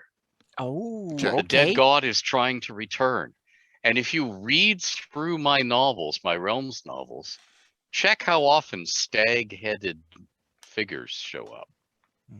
Okay. Cool. I've been sprinkling that for years. So you've been Easter egging that for years, and is this the first time you said that on a? Nope. No, you've online. Yeah, probably the first time online. Yeah. Yeah. Wow. A little bit of a tidbit there. Yeah. Awesome. Great to hear. Wait, so why stags and Moander though? Why? Why does Moander have a thing for stags? Oh no. Moander is always going to be there trying to get back to full godhood and power. So he's going to be aiding and abetting and helping all sorts of people who do. And some of the people who do are devotees of Malar. I love Malar. Beast of the Hunt, okay? And some of these stag-headed people are their own race, their own Fey race of the forests. And some of them are humans who want to tap into that power. And they work magic and they get stag horns as part of it. And Moander is sort of backstopping them like a invisible guardian angel. They may not even know he's there, let alone have any care for them. But in the same way that Volo stays alive on many occasions when his stupid antics should get him off, because he's one of the people that Mistra vests power in, her own power. So he's a chosen without knowing it. Okay. Yeah. And therefore Mistra is one of his guardian angels. And he doesn't even know it. Well, in the same way, an awful lot of these stag-headed people have Moander as a guardian angel and don't even know it. So there's this tendency, this underpinning. So we have the same parallel in Greyhawk with the Horn Society. So funny how that works. And then people can think about kind of the Tharistuns' role in this. I'm not going to say anything more, but people can kind of make their own ideas of how Tharistun ties into all this. Yeah, the ultimate evil. So Ed, I'm glad you brought up Malar, because I'm going to tell you I ripped it off too. I made Malar the master of the hunt from the Celtic, the hunt, and that is who they revere in the Vespi Forest. On the the neutral evil aspect of Druidism, in there fighting the Irlanans and fighting the So that's kind of where I love it. So that's a great one. That's cool. The claws, it's just it's great. So all right, question. We had a question out there. A specific Ed question. We'll take this up real quick. You have a favorite magic thing for? I know this is tough again. Name one a great magic spell or item or whatever for Forgotten Realms, and maybe for Greyhawk. And that was the question from the audience, from Mattias. Do you have something that's like, oh wow, that's really cool? A spell or a magic item, like the Eye of Vecna is cool, or okay. So one of the things that I think is cool in the realms that I toy with, and I answered it on Twitter about 2 months ago, table magic. Cool. Yeah. It's an entire new system of magic. And the thing that's cool about table magic is going back to what we were talking about earlier with spell research. Anybody who knows what they're doing, or who is too stupid not to mess with it, can work table magic. You don't have to have the gift. So you could be a peasant in your cottage, chalking on the dirt floor, and if you happen to do it right, in the same way that if you're Judge D and you happen to write the right things in the pentagram and something appears, oops. Okay, so table magic is a cool thing because it's another system of magic that is aside from the weave. So if you've been oppressed by an arrogant wizard who can blow you away, or by the king who owns 6 arrogant wizards, lock, stock, and barrel, and uses them on you, you can get back at him with table magic. Mwahaha. So that's a cool concept, because it's one of those things of, we can never account for everything. There's always another way around. There's always a great equalizer. The universal nullifier in the hands of a human or mortal. It's one more thing. So that was cool. Now, when it comes to Greyhawk, I know it's what is cool to me, because the promise I made to Gary is answering mysteries, and that's the new lore I brought for tonight. Oh, okay. We gotta get some a lore bit now, huh? Now the question is, how much of your time do you want me to waste by jabbering about it?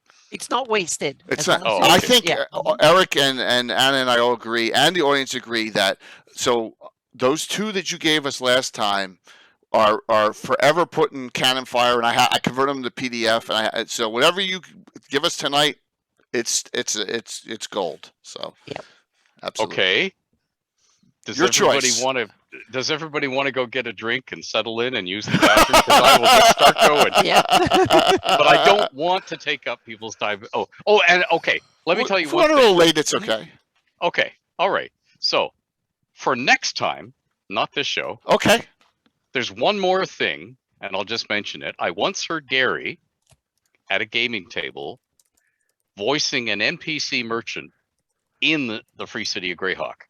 And he swore by the 7 curses of Ius. So, obviously, I should work out just what those 7 curses are. Yes. Inflict them on you on a future show. Wow. That's for I did not know that. So Gary actually said that. Yeah. Wow. In character, playing on the. He had the merchant say, "By the 7 curses." What are they? Well, we never found out. Yep. So, very cool. Okay. Hey, we know there's going to be another show then. Awesome. Okay. Go ahead there, Ed. So let me go, and then shut me up when you've heard enough, okay? Because I will, of course, ask you how I can fling this file to you. I can never remember if I can attach it to chat. Usually you put it in Discord, in the Discord group, and then just in plain old chat, and then I convert it into a PDF, and I get it to the whole community. Okay. We're good. Yep. Good. Yes. Okay. So, 2003, Toronto Worldcon. So the World Science Fiction Convention, Worldcon, 2003, Gary Gygax, Robin Laws, and I did a gaming panel. And it was like an hour long, and it was attended by like 20, 30, 40 people. It's a science fiction convention. They didn't even know we were there. So afterwards, I knew the convention center, so I knew a back corner, and Gary and I sat down and talked for about an hour. And it's the longest talk we ever had together, as it turns out.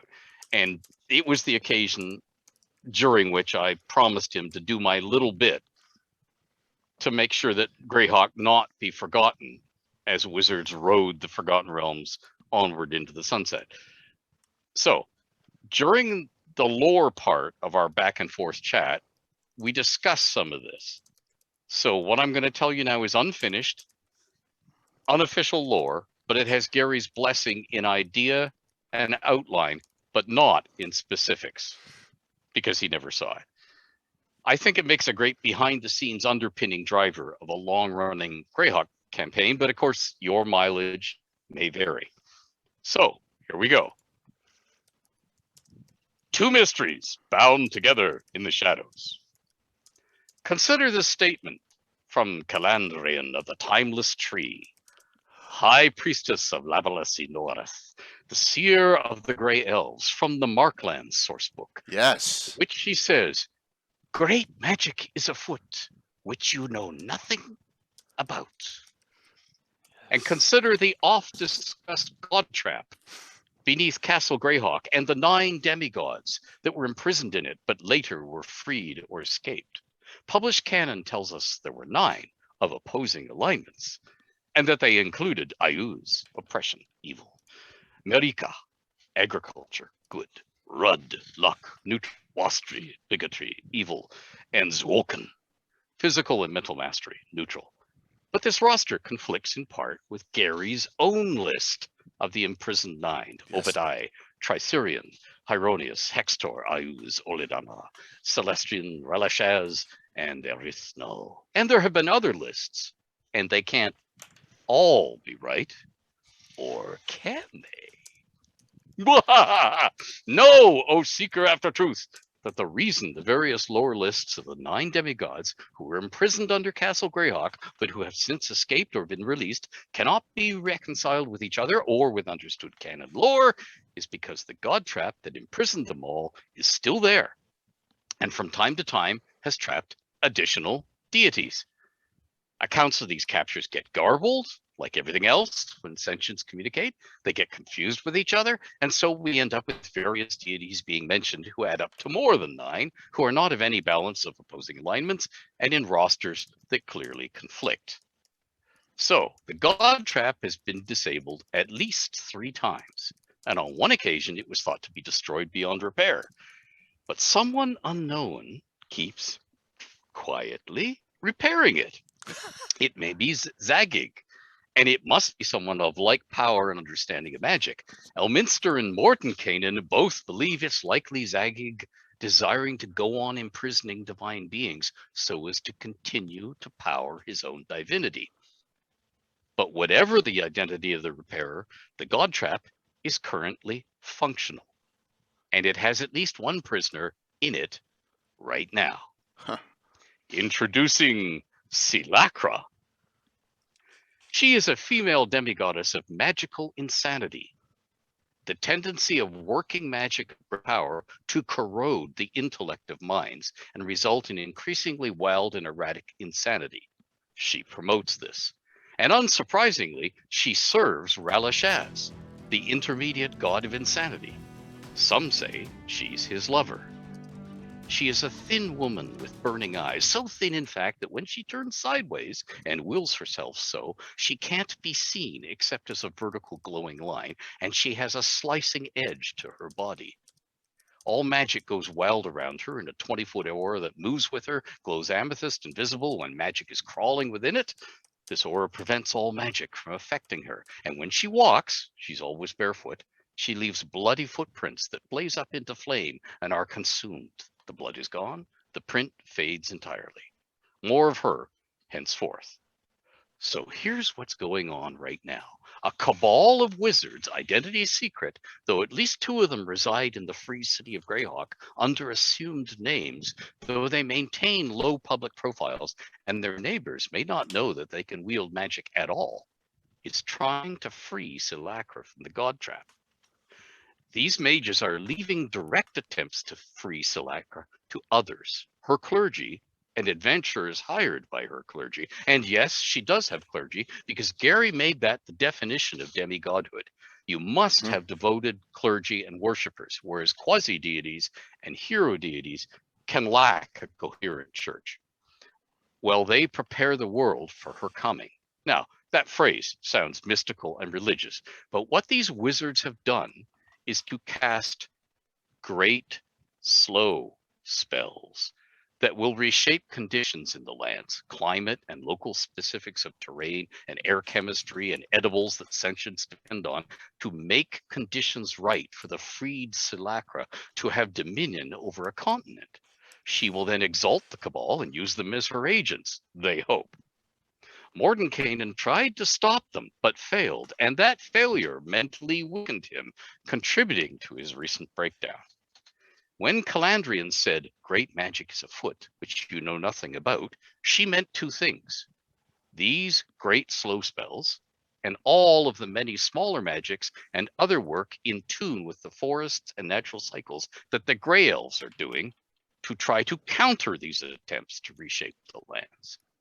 She has, of course, told the elves why they are doing what they're doing, so she, via Mordenkainen, is the source of our intel about Sylacra and her mortal worshippers and supporters. So, what are great slow spells anyway? Well, the phrase comes to us from Mordenkainen, who coined it to describe what some sages call greater workings. That is, complex multiple spell constructions.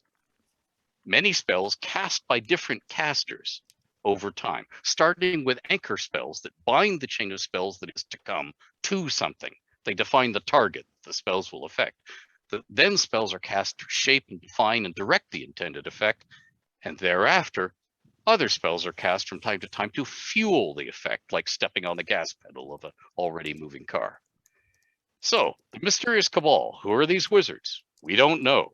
Mordenkainen hasn't shared that information, probably to keep some of his hearers alive, but we do know that they're associated with the Blue Banner warehousing consortium in the free city of Greyhawk, who work with smallholders in that city, individual and family crafters and shopkeepers, which is headed by a wealthy merchant named Brelascro. Other members of this trading consortium include Avelrund Brandath, who deals in parchments, papers, bindings, and inks, El Brantor Yorath, a livestock trader, breeder, and hide supplier, the shipper Sundath Alarmbram, and Tavraldo Shandath, roofer to finer Greyhawk. Elminster, who nursed Mordenkainen and shamelessly eavesdropped on his delirium, says the names of these mysterious mages may or may not include Merlicus, Norvruel, Omner, Raushan, Sarkel, and Sylacra, with Merlicus and Sylacra being the most powerful and dangerous. As a jest, these wizards refer to themselves collectively as the Nameless. And I have pages and pages about the Church of the Hallowed Flame, which is Sylacra's church, 3 new spells, Disrupting Nora, Reach of Sylacra, and the Searing Veil. And then I have a complete god write-up for Sylacra. And oh my gosh. So there you go. I could go on all night, but but I won't. That's awesome. And I'm working. RJ, oh, go ahead. Yeah, the biggest scope in this channel's history. Yes. I realize that now. Yeah. Wow. So, Ed, I am working on something now that I'm kind of rewriting because I can't stand it in Greyhawk, and it involves a cylindrical cigar-shaped propeller thing that I can't stand, and I could tie this in with her return, foretelling the apocalypse. Yes. Okay, here we go. I'm just going to copy this whole thing. I don't know how long. It's okay if you copy and paste it. Well, you may have to cut it up into like thirds or fifths or whatever, and just or you can email it to me. You want me to give? I see. 2,000 characters. Okay. Yeah. You want me to? You want me to? I'll just. Yeah. We can do that. I'll Discord you my email. How's that sound? Okay. And then we'll do it that way, and I'll get it out to everyone. Yeah. Wow. Yeah. What do you think of that, Eric? Oh my gosh, a new deity and everything. That was awesome. Yep. Hey, go big or go home. Yeah, send me your email. That's why he makes worlds. Yep. Oh my gosh. Yep. That is momentous. There we go. It's there's Mickey Mill in there. Fantastic. Okay, cool. We see the nice thing is you can ignore this or you can use it. Oh my gosh. To be a prime mover behind your campaign. It's totally up to you. Or you can change anything in it because it's all conjecture and hints and Elminster doesn't want to tell you that. No, but it's so cool because it ties into the insanity that have come over several wizards and of fame and stuff, and it ties into the history of Sagig, Mordenkainen and stuff. It's fantastic. Yeah. Yeah, and it's all yours. Go ahead. Oh my! I'm going to steal a large part of that. Yeah, Anna and I are going to get it into my campaign. Definitely. Yep. Okay, so, I'm sending it now. Thank you. You got it. Feel free to share it with Eric. I'm not sharing it with anyone. It's all mine. No, I'm just kidding. That's awesome, Ed. Thanks. Wow. Yeah. And you threw the carrot out there for the other thing too. The seven. Oh my gosh, the Seven Curses of Ius. Oh my gosh. Yep. Wow. Yep. So, that is fantastic. I really, Ed, thank you so very much. I know the whole community will be going. So the guide trap is awesome. If you haven't never played Expedition of Ruins at Greyhawk, you get to use it kind of exactly in that adventure too. And I love. We had this talk with Anna. Calendrin, I believe, is the oldest elf in published sources in all, and we said there was one maybe she's like 600 plus years old, gray elf from the Timeless Tree, so very, very, very nicely done there, Ed. It ties into it's so cool. Yeah, that is awesome. Greyhawk, because a lot of Greyhawk lore gets created and then it kind of flutters off somewhere, and that's what happened with Living Greyhawk, unfortunately, for the most part. And that's why we've been trying to bring it back and trying to bring, in the Earth Journal publications and all, and trying to get more and more back into it. So thanks, Ed. That is absolutely wonderful. Eric, what do you think? What do you want to talk about, Eric? As we're wrapping up here a little bit, as far as oh my gosh, it's Exodus Warning Feeling Card, man. Anything You're else right. we say now will be measly compared to this. You have to realize, Ed, you kind of flatten us here. I gotta ask Eric a question that he got back to me with an answer that's like they're all bad. But Eric, like the Moonshays, there's got to be great wizards up there, right? You said they're all evil, though, right? You said that in chat. They're all evil. They're all evil. They're no good. They're no good wizards in the Moonshays. The best you got is Flamstered.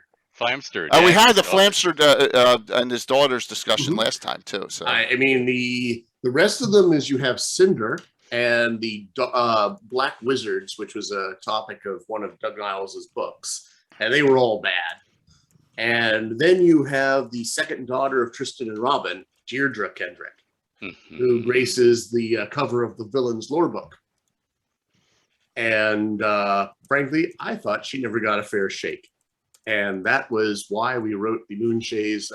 She became the focus of our Moonshays Rising Shadows campaign, which wrapped up at Gen Con a couple weeks back, which was all about Deirdre. Wow. And where she is and where she's been. I'm sorry? Deirdre of the Adventurous Wardrobe. Yeah, we might have re-garbed her. Yeah. I saw the original of that Villains lore book cover on an easel in the TSR art department.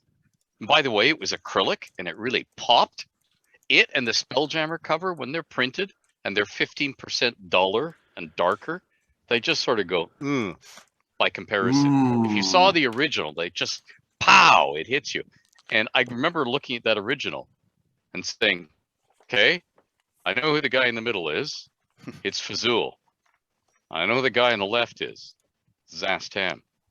Who is the babe on the right? And one of the artists, not the artist who painted it, who was walking out of the back of the art department, says, yeah, everybody wants to know who the babe is. I think they all want to date her. And I said, no, I think I want to escape with my skin intact.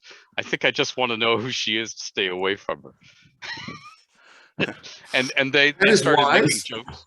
They started making jokes about they should get some of the costumers, because in those days Milwaukee was where Gen Con was, and some of the costumers came every year, and they said, yeah, we should get somebody to make and sell a costume like that. And I said, what, they're going to glue it to their nude bodies because it's not going to stay up any other way? That's the only way. is a lot of there's tape.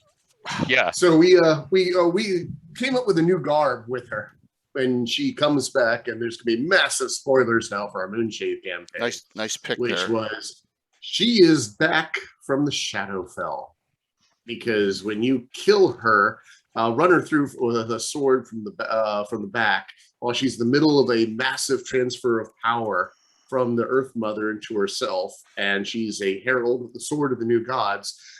She doesn't die easy. And we said that her spirit went to the Shadowfell, and there it steamed and just fumed and was returned as slain in our campaign, which is, I just sent Jay a picture of what we envisioned what she'd look like, which has a whole lot more clothing. Also, she still has the ethereal sword rammed through her back from their sister killed her, and all the shards of the broken mirror from where Talos sank all of his evil power into her. Love it. And I love Talos too. I love Talos. I still don't want to date her. I'm sorry. Weirdly enough, we have so many players that want to date her at the end of the adventure. Yeah. Why not? Like, okay. Well, the players picked. We gave them 3 different routes into this living campaign. One was to kill her outright. 2 was to try to redeem her and pull Talos's influence out of her. And the third one was Flamsterd's crazy idea, which is, well, what if we merge her with the Earth Mother, and that way we can bring balance between Thay, Shadow, and the Mundane, all 3 together. And that would actually stop this Khaz'goroth nonsense that keeps cropping up every couple of generations. He couldn't guarantee that would work, but it would be interesting. So the party decided to go for it. Is spare time he makes atom bombs, right? I don't know what'll happen, but it'll be interesting. It's worth a try, yeah. So the party went with the redemption arc. So, it almost won. It was like 2 votes away from Flamster's crazy idea that might work. And so they did a redemption arc on her, which was hard. But it made the players feel for her. And at the end of it, our headcanon, or our little story canon, which is not official, by the way, we were told that. I was like, woohoo! I don't have to obey by anything now. Yeah, Wizards never gets that. They always think this is going to be the big Monty Python foot. It's not official. Bump. And it's like, no, you just freed me. I can do anything I like. And part of it was Deirdre Kendrick was restored to humanity. They pulled all the mirrors out of her, put her back together again, and she's back to what she was at the time, at the end of the novels, which was a 19-year-old young woman who has a small amount of magical knowledge or training that she received from Keen before he said, nope, I'm too busy dating your sister to teach you anymore. And started her road down to the dark side. And we were like, oh my God, you can't do that to her. She got like set up. And that's when we wrote everything. We had that come through. And so I guess she's our best good aligned, neutral aligned spellcaster in the Moonchase that's not a player character. Okay. And not Flamster. Okay. But hey, that's okay. I mean, it's good to see, good to hear. It's so good. Having you with the Moonshade Rising Shadows. It's like 60 adventures. We're going to do a slimmed down version now that we are all finished with the Adventurers League part of it. But it's so much content, so many incredible adventures by so many great writers. It was fun to be at the helm of that one and try to move it all together and make it very compelling for everyone. But, a couple, Eric, I was just gonna say, it's great having you to cross over both realms, which is fantastic. It's a great perspective you have playing for so long in both. So Jason's about to ask a question, Ed. I got to ask, how many novels you've actually written? Me? Yeah. Okay. Jay, here's the problem. Do you count a collaborative novel as one? if I wrote it with 2 other people, do I count it as a third? No, I count as one. If it's not out yet, do I count it? Well, an estimate. If I ghost wrote it or rescued somebody else's, okay. I count it. Okay, one-hander published novels, I think we're up to around 85 right now. Oh my gosh. If we count rescue jobs, collaborative stuff, short novels, but nonetheless marketed as novels, and particularly for younger readers and so on, I think we're up to around 116, 117. And then there's about another 3 not published yet. Whew, that's awesome. Wow. There you go, Jason. You got that answer. I think it was a lot more than anyone thought. I've written 419 books. I'm working on 421 right now. 420 is in advance, but that includes game books, which some game books are more work than novels. Seriously, because for a novel, you can just write your own narrative. Right. When you're writing some game books, it's like writing a 3-handed collaborative novel with lawyers who are going to double check and change everything you do as you're doing it. Yeah, Dr. Fell says that's more books than he's ever read in his life. I'm surrounded by around 400,000 books in this house and in the 2 shipping containers out in the yard. I have an 80-footer and a 40-footer, and they're full. You don't realize you don't have to compete with the public library that you work with. I beat the public library. Yeah, I was just going to say, you're probably ahead of them. So. Yeah. All right, so I know with all those novels, keep in mind he got started early. You started what, 8? When did you write your first novel? I was writing fiction when I was 5. I think I was 8 before Fool's Master came out, and that was the first novel. Yeah. I remember being 8. Yeah, and that was 8. With Mert, if I remember correctly. Mert was the short story. Was it? Yeah, and they started when I was 5. And yeah, most of them are absolutely wretchedly bad. And I wrote a lot of stuff when I was 5 and 6 years old that were literally unfinished fragments. They're scenes as opposed to stories. I hadn't, aside from twist endings and kickers, like how old do you think I am, sort of thing. I hadn't yet learned how to wrap up a story. So I was, just writing fun stuff. But I was writing pastiches, and my father would take them into his workplace. He was building radar to intercept dangerous Russian missiles over the pole to keep us all in the free world free. And all these nerd techs around him were doing the same thing in this top hush hush office. And he would bring in my latest thing. And, the speedster roared and crashed. I drew my blaster. This would be the last chance to save the universe. That sort of stuff. I was writing utter crap, but I was having fun doing it. I was copying the styles of the pulp writers I was reading down in his den. And his co-workers would move their pipes from one side of their mouth to the other, or put down one of their endless 42 cigarettes at once in their ashtray and say, so, Bob, this is pretty good. Get your kid to write a sex scene next. And my father would look across the office and say, he's 5. That's awesome. So it'll be a fresh perspective. Yeah. And then there's fisticuffs. Yeah. We're on that PGR rated. We're always on the line here, so that's okay. We've been crossing the line. It's good though. Ed's allowed to. So Ed, I know we're kind of pressed for time. I've decided I got to ask a question about one of these two. I'm going to go here. Sure, go ahead. Okay. Secrets of the Magister. Please explain to me the Magister and the whole, because in the back it says the most mysterious and misunderstood beings in the Forgotten Realm. Some say the Magister is simply the most unique, powerful mortal mage in all of Toril.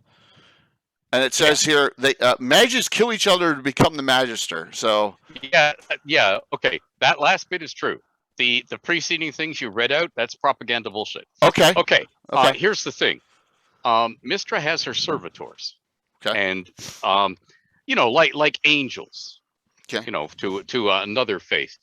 And then she has her chosen. Yeah. And then she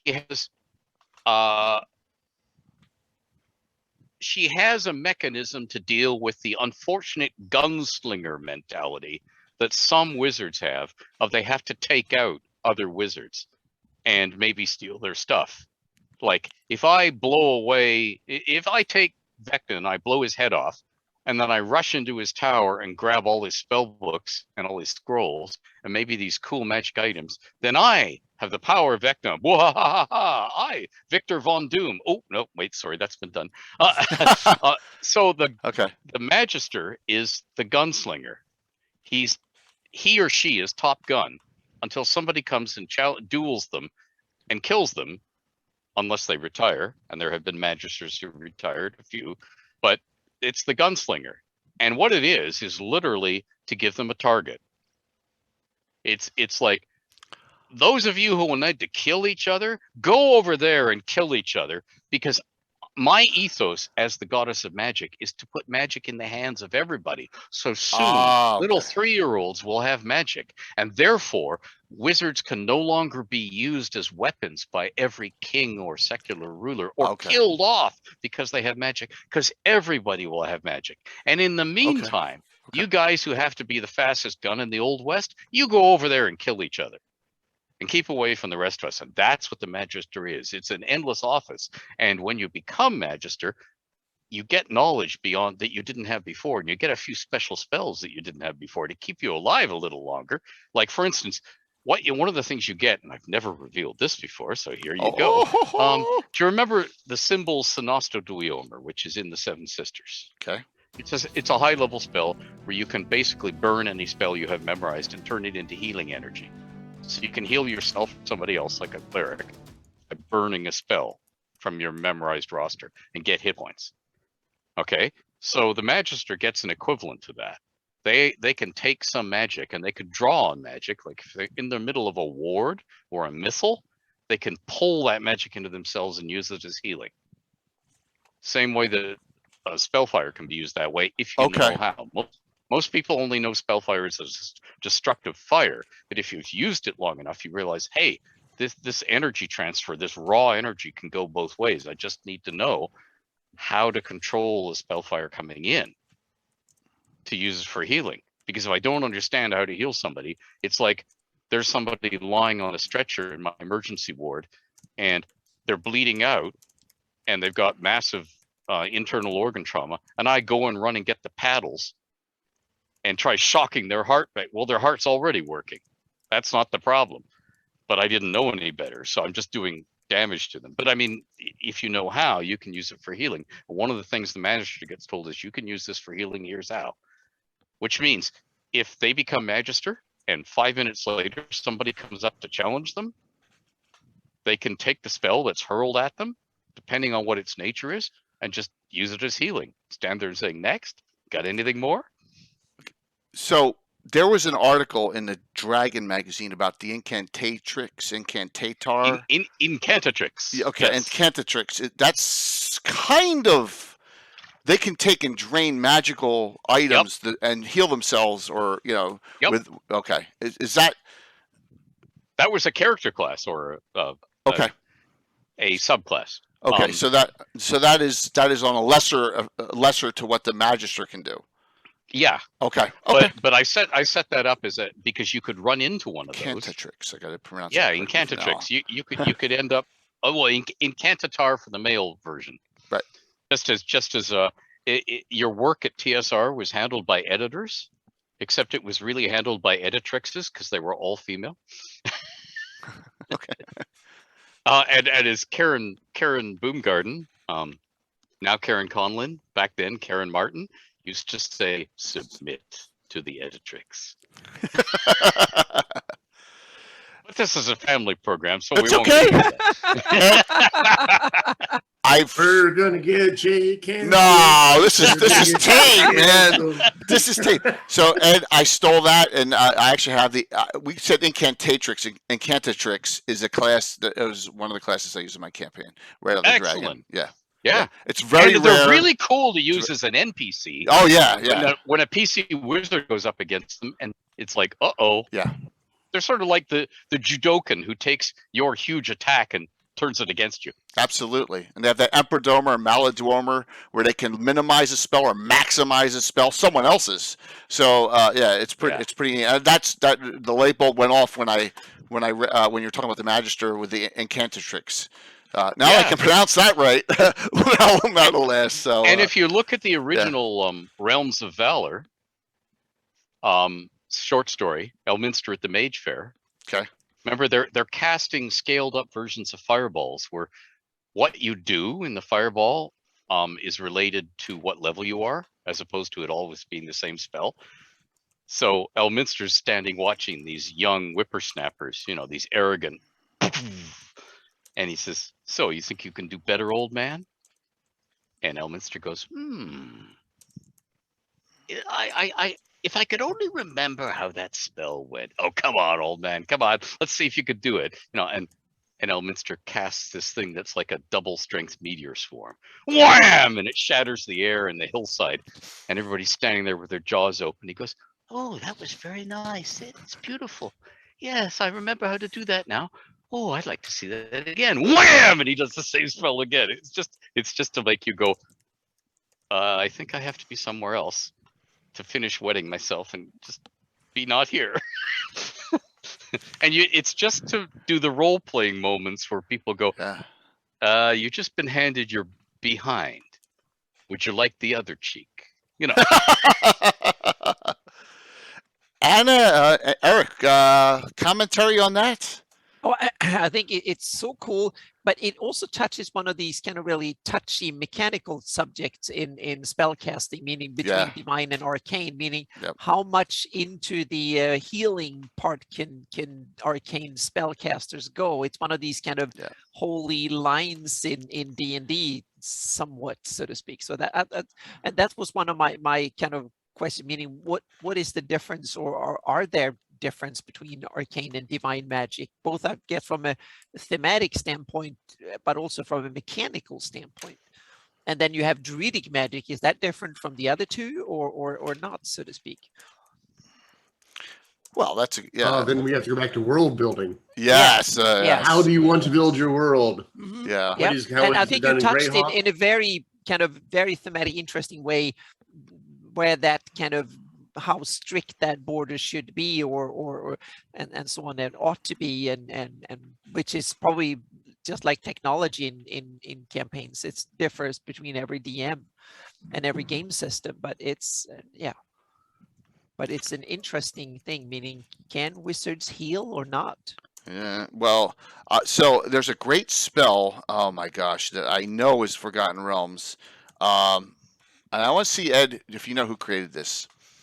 Arnvid's Unseen Limbs. Okay, and that's one that where if you have an arm or leg missing, it temporarily will put like an invisible one there, so you can walk or you can fight. And I know I that came out of a Dragon magazine years ago, and I was like, this spell has to. It's like 4th level, and I put it in because it's temporary. So it tends to be magic healing tends to be temporary, you know, as opposed to permanent with divine. Am I okay? Yeah, and that was one of the original design principles. Magic users can't heal, right? Because the moment you let magic users do that, they can become everything. And of course, over time, the building of min-maxing characters has become part of the game accepted. So you have 5th edition little kids who are trying to build a super character that can do everything, and that used to be a no-no in our design principles, and now it's like, okay, it's a feature, not a bug. So I mean, they've now embraced it in later things, but yeah, that originally that was a prohibition, and it was one of the many things I was sneaking around all the time. Because, well, one of the things because you have to come up with a reason. Why did Vecna get to be old enough to become a lich? Yeah. Why did Mordenkainen get to be old enough to? Why did Elminster? Why weren't they offed by the nearest guy with a sword saying, "Holy crap, this little kid's good at magic. Got to get rid of him." You know, how do they get to be old? They have to have some way of keeping themselves alive. And so I was coming up with various ways. Because that way, if you go to the wizard's tower as a party of adventurers to take down the wizard, you can never be sure that the wizard doesn't have a booby trap or something up his sleeve that allows you to make him live again. Clones. So that he, send in the clones. Yeah. Manchun, yes, there must be clones. And I won't sing because I'm sure you have to pay royalties if I start singing the clones. There must be clones. Yeah. But I mean, one way I've tried to deal with it is that anyone who can cast a necromancy spell, if they're clerics and can do healing magic, then they can do healing magic normal. But if you can't do healing magic but you still cast necromancy, you can sacrifice a necromancy spell and only get like a minuscule effect on yourself, like a tiny bit, so to speak, for yourself. That might be the workaround I can kind of accept. Meaning you can kind of convert a tiny bit of that negative energy, death energy, into life energy. But if you don't have the connection to that then it will be minuscule, so to speak. And also you have the necromancy spell that you can steal life energy from some other creature and give it to yourself. And then even a worse conversion rate, you can kind of just steal a necromancy spell and convert it. But it should be a really bad deal. So and that goes for both clerics, evil clerics, and other necromancy cast, like wizards and sorcerers who cast necromancy spells. That is the way I try to toy with it. So it's a really lousy deal, but worst case scenario, they can actually get a little bit of boost from it, so to speak. So the second best for them is to simply harm someone else with necromancy spells and then get some of that, so to speak. That's the most obvious way to do it. So we don't want to ignore our Twitterverse, okay? That it had a whole bunch of questions for Ed that Eric feels overwhelmed from. So Eric, throw them out, man. Those that you got there, and see what Ed says. Alrighty. We okay? First question I had for you. We're going a little over time. Just want to make sure we're okay. You okay, Ed? Okay. Easy one. Who is the current Magister in the year of 1492, the year of 3 ships sailing?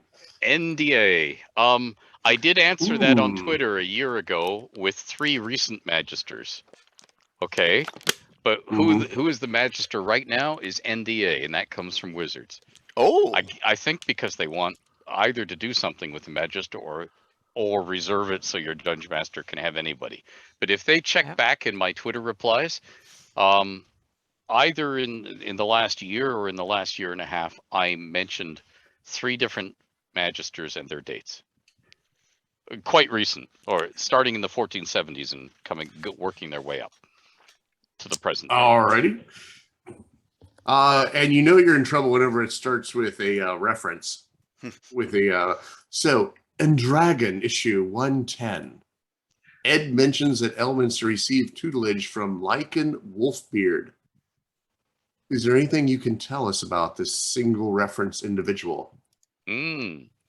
Yes. Yeah, I can tell you some things about this. Is from the Elucidation of Elminster article in Dragon 110.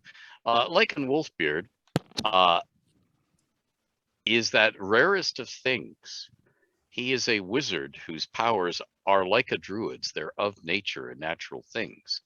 And one of the things that Lycan Wolfbeard trained Elminster in was taking beast shape changing into the shape of beasts, so you can just go back and forth and understand things about the beast's nature, what they need in the way of what they now have to eat. And if you go and eat something, let's for instance, let's say you turn yourself into a vulture and you go and eat rotting carrion, and then you turn yourself back into human form. Are you going to suddenly have great tummy troubles or poisoning or worse? Or is your form just going to say, nope, took on that fuel, it's fine, it changes with me? If you need to turn part of your body, but not all of your body, into beast form, so that, for instance, you gain a wolf's paw and can leave a wolf print. So say you are stark naked, as one is, in the middle of the wilderness, in human form, crawling along on all fours, but you've changed just your hands and feet to wolf paws, so you're leaving tracks like a wolf. Okay. The ability to do that and not be overwhelmed by the wolf's nature, but retain your own intellect and your own eyesight. But what if you then want to change your nose and eyes to be as keen as the wolf, but not affect your human brain and not confuse you for a moment because you've now got different vision? That's the sort of thing that he taught Elminster, because that's the sort of thing he did himself all the time. As in, he could stride through a forest and with each step shift form a little bit if he wished to, or flip back and forth between human and various beast forms just to use their various capabilities. Oh, if we were playing Artist Magic, I'd say that's House Bajornair right there. Yeah, exactly. Yeah. Oh, that's some good stuff. Alrighty. Another one. Oh, it's a drow question.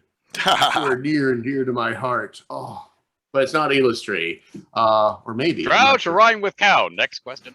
What was the name of the drow city whose population was obliterated by the Glarag in Elminster Enraged? I can't remember. Right. I'd have to go look it up. I honestly can't remember. That's a rarity that Ed says that. Yeah. It's one of three. Well, you see, they wanted to change what I included in the novel and what I left out. So some scenes are on the cutting room floor, and I can't remember which one got retained. That's the problem, because it's so many projects ago. Alrighty. Also in Elminster Enraged, the word of power El spoke. Eorlaragoth. The question is, was that a word in Loros? No. No. No. It's a word in another language. Okay. We know this language. Well, we know of it. Old High Wormish.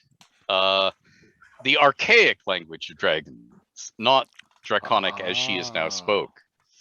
And it's not exactly a word, it's a compound word or phrase. Okay. A gloss of three words put together. And for extra credit, what are those words? No. Cool. I'm stunned that you can remember that sort of stuff all the way down to that granularity. Well, you see, my mind is a sink of useless trivia. And that's why I'm sitting behind the wheel of a car, not my own, naked officer. All right. I got a question for you. Oh, this one's from me. And then I have one more from Twitterverse. Mine is gloamings. Have you ever dealt with anything with the gloamings in the Forgotten Realms? They appeared in the Underdark, the large 3D book. They're a race of shadow-touched, kind of like tieflings are to the infernal planes. The third edition. And I don't believe I have. And I think the reason for that was they were off limits because another writer was going to write a novel that never got, I think it got canceled. I think it got canceled when the novel line got canceled. And they were going to be not the subject of the novel, but a major part of it. So it was therefore hands off. In the same way that for years, yes, it's an opportunity because it's now an avenue that will never be taken. In the same way that you remember the Night Parade from the novel of the same title, we all stood back and did not touch the Night Parade because for the longest time there was the possibility of a sequel to the Night Parade being written.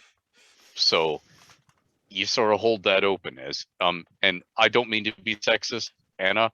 They just called it the gentleman's agreement. The gentleman's agreement for the realms was if somebody else is playing with this toy, you don't also use them. Now, TSR broke that agreement all the time, such as with Flamstead and Elminster and so on, Doug Niles and so on. But that was okay because they were staff designers. But one freelancer would not pick up and use another freelancer's toys. And if you were a freelancer and you were proposing a major thing, you would go through your editor who would say, no, can't use so-and-so, can't use so-and-so. I can't tell you why. The same thing that you were getting for Adventurers League, because something is going on that I'm not allowed to tell you about, or that we don't frankly know yet. But you're not on staff, so I can't tell you, but just don't use that toy. So That's where that comes from. There are lots of things we cannot use. And I had a big fight with Mary Kirchhoff when she was head of book department, because she said nobody can go into Waterdeep because we're going to use it for this. It's for this novel. And we said, no, everybody can go through Waterdeep. It's the Crossroads City. We set it up that way. Nope, I've decided. Books trumps games. So I just sort of said, no, Mary, it's a gaming company. And she said, you're telling me this from Canada? So I said, talk to you in a few minutes, Mary. And I hung up the phone, picked it up, called Jim Ward and said, go upstairs and yell at Mary. and he did. And he did, because he said, no, we've established in game department that Waterdeep is the Crossroads City. You're not to tell anybody to stay out of it. And she said, well, how can we control the traffic? And he said, you go down through that door into the next building to this man called Jeff Grubb, who I know you know, and he's our realm's traffic cop. He literally directs traffic. So that's how you, and she said, oh, all right. You see, it was another one of these book and game department tips, turf wars. Yep. So I just find them fascinating. I wanted to use them in my Underdark campaign. Go right ahead, because so far as I know, we never ever followed up on the Glowmings. They're sort of like mean locks and one or the other. There are too many little races of critters that somebody came up with for one adventure, and that we never did anything with again. So I'm going to use a very crude term for what you describe as a gentleman's agreement. I say this all the time on my streams, and it's a quote from Fast Times at Ridgemont High. Don't F with it. That's basically it, right? Instead. Well, the rule was don't blow up the moon. Yeah. Jeff Grubb came up with that rule. Don't blow up the moon. And of course, inevitably, along came the Spelljammer product. Hey, we finally get to blow up the moon. Oh my gosh. But yeah, one more question for you, Ed. The whole point was don't crash something in a setting. Like if you're going to kill a king or destroy a country, it all has to be approved beforehand, because somebody else may be using that king and country in their book that you don't know about, that they haven't finished yet. Anyway, I'll shut up now. No, keep going. It's roll. No. Roll with it. Go ahead. We were running the same thing with the Moonshays, where I was on a much smaller basis, where I have like 9 writers writing simultaneously to get stuff out. You cannot have this town be burned to the ground because I've got 2 other adventures going through it. And the players are going to say like, wow, that got better in a hurry. Yeah. And then I'll get all sorts of comments, and they'll be like, I thought we burned this place last week. Oh, hey, you're looking a lot more alive. I'm his stunt double. And that was only with 9 writers. I can only imagine what it would be with everything that the TSR and the book department had to go through it. Oh, boy. The last question. What are you having for Thanksgiving dinner this weekend? Yes, that Thanksgiving dinner question again. Well, here's the thing. If you must know. I guess that's what they told me. I'm having popcorn, liverwurst, and no. Here's the thing. Tomorrow I have off because it's Thanksgiving, so I have to frantically write Viking City blocks all day to catch up. Then Tuesday morning at 10 o'clock, I have a Computer Game Studios Zoom meeting that I can't tell you anything about. And the moment the meeting ends, I have to get in the car and drive to my cardiologist 140 miles away and run on a treadmill for my annual thing, and then wear a heart monitor for 2 weeks. So the unfrozen, never frozen, fresh turkeys that I bought 2 days ago and took out to the barn, took to the dead freezer, which is, a big iron box as opposed to a cold box, and womped on like this to make sure they'd be nice and tender, and then put them in the fridge. I can't eat those until the weekend, the next weekend, which coincidentally is my wife's birthday, and she'll be 87, 88, one of the two. And then the family will descend, and then we'll eat things, candied sweet potatoes. And they'll be eating Brussels sprouts, all that stuff. But until then, I am the cook, and that is a quotation marks, derisive laughter. I know how to throw things in a microwave, slam the door, and push the buttons. as long as it's not too complicated. As long as I can do it on high, I don't have to set another setting. He makes worlds, not dinner. Yeah, exactly. Yep. I learned to cook on camp. So if you say to me, I need this done, and if you said to me, there's a campfire ready outside, I could do it, no problem. But you'd send me into the kitchen and say, the oven should be at 450, and you're going to broil. And I go, okay, how do I get 450? And what the heck is broil? Because you see, because I grew up as the sous chef and chief cook and bottle washer to a succession of maiden aunts after my mother died. And the only power those women had was to boot males out of the kitchen while they made dinner. So I'd be ordered out. So I saw how to do everything else. I can chop, dice, but I can't do because I was sent out of the room. So I'm not going to do anything elaborate whatsoever. And the real answer is, I have 5 freezers in this house and in the barn, and I'm going to excavate them. The things that I think are past being eaten by humans whatsoever are going to be hove out onto the compost heap for the coyotes and wolves and small skunks and small fun stuff, because I live in the country, just to make cubic space for the stuff we'll need for Thanksgiving. And I will also eat other cubic space hogs to make, like, I have tons and tons of whole salmon, so I will be eating whole salmon for myself. And that's what I'll probably eat tomorrow at Thanksgiving, the actual Thanksgiving day. I will probably treat myself to 3 whole salmon. Nice. Wow. To make room Sounds for. Delish. Yeah, it will be wonderful. It will be so healthy for my heart, and I will gain another 300 pounds. And you will see me being trundled into Gen Con in a cart. And well, so I got one more question from the audience. Aren't you sad you asked? That was great. I was going to do the Decemberist song about carrying you in on the Palanquin. Yeah.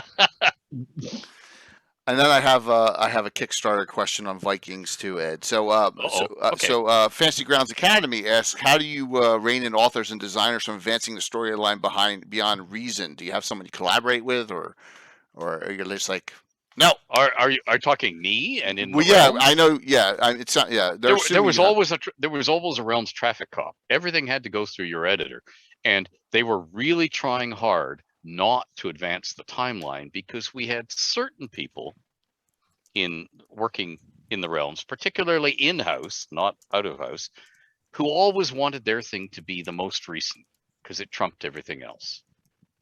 And to do that, they would advance the timeline by 10 years here, 20 years here, 30 years, 50 years, whatever. And of course, the big one was, let's get rid of all this canon and just go 100 years into the future for 4th edition. So, anybody can write anything. We don't have to. No, that doesn't work in the realms, because you have a king on the throne in Cormyr here, and you had a king on the throne 100 years ago. How do you get from A to B? We have to fill in but anyway, they stamped that out. Yeah, and they really didn't want a freelancer writing a line realms novel. And by that I don't mean me or Bob writing in a series. I mean somebody writing a standalone novel that will be part of a larger series that are all single novels by other people, to suddenly say, oh, mine's going to be 200 years in the future, so we're going to see what Waterdeep's. No, the editor's just going to say no right there. And so it wasn't me stopping them. I was under the same prohibition as everybody else. It was like, and actually, if you read all my later Realms novels, they tend to take place over the space of about a week, or even far less, like 3 days or bits of 3 days, because I was interested in looking over the shoulders of characters and telling micro stories. I wasn't interested in having armies march and kingdoms fall, because that's burning your setting up. If you watch that on a television program, you think, oh, they're going to be canceled, and they know it, because they're starting to destroy kingdoms now. Yeah. No. I want to know who's sleeping with the princess. A much smaller compass story. Yep. Then anyway, so Good. What, cool. Kickstarter? Yeah, your Vikings. It's not mine. Okay. Right. Okay, you're part of it. Okay. There is a designer in Canada called Andrew Volkoskas, And if you're searching for Kickstarter things, you go to Kickstarter and you type his name in, Andrew Valkauskas, Valkauskas, and he's been doing a game for the past, I think, about 30 years called Fate of the Norns. And the current incarnation of the game is Fate of the Norns, Ragnarok, which should tell you what's going on. The main thing about this is a Viking era role-playing game, which uses runes. You draw runes from a bag. You weird the runes rather than dice. That's if you want to play Fate of the Norns as she is writ. And like D&D, you can play it at 3 levels. And the most simplest level, if you've never played role-playing games before, is the Norn tells you what's happening in the world around you. You tell him what you want to do, and he tells you what to do. Draw a rune from your bag. Okay, this is what happened. So you don't need to know the rules. You can play it at a more complex level where you actually play runes. Okay. You know, in combat or whatever, or to do a special effect, a special power. And then you can play it like a war game where you know all the stuff. Okay. And I'm not even competent to be a Norn at that level, whereas Andrew can do it all at the top of his head. And recently, Andrew and I used to end up on the same panels at Fan Expo and places like that for years.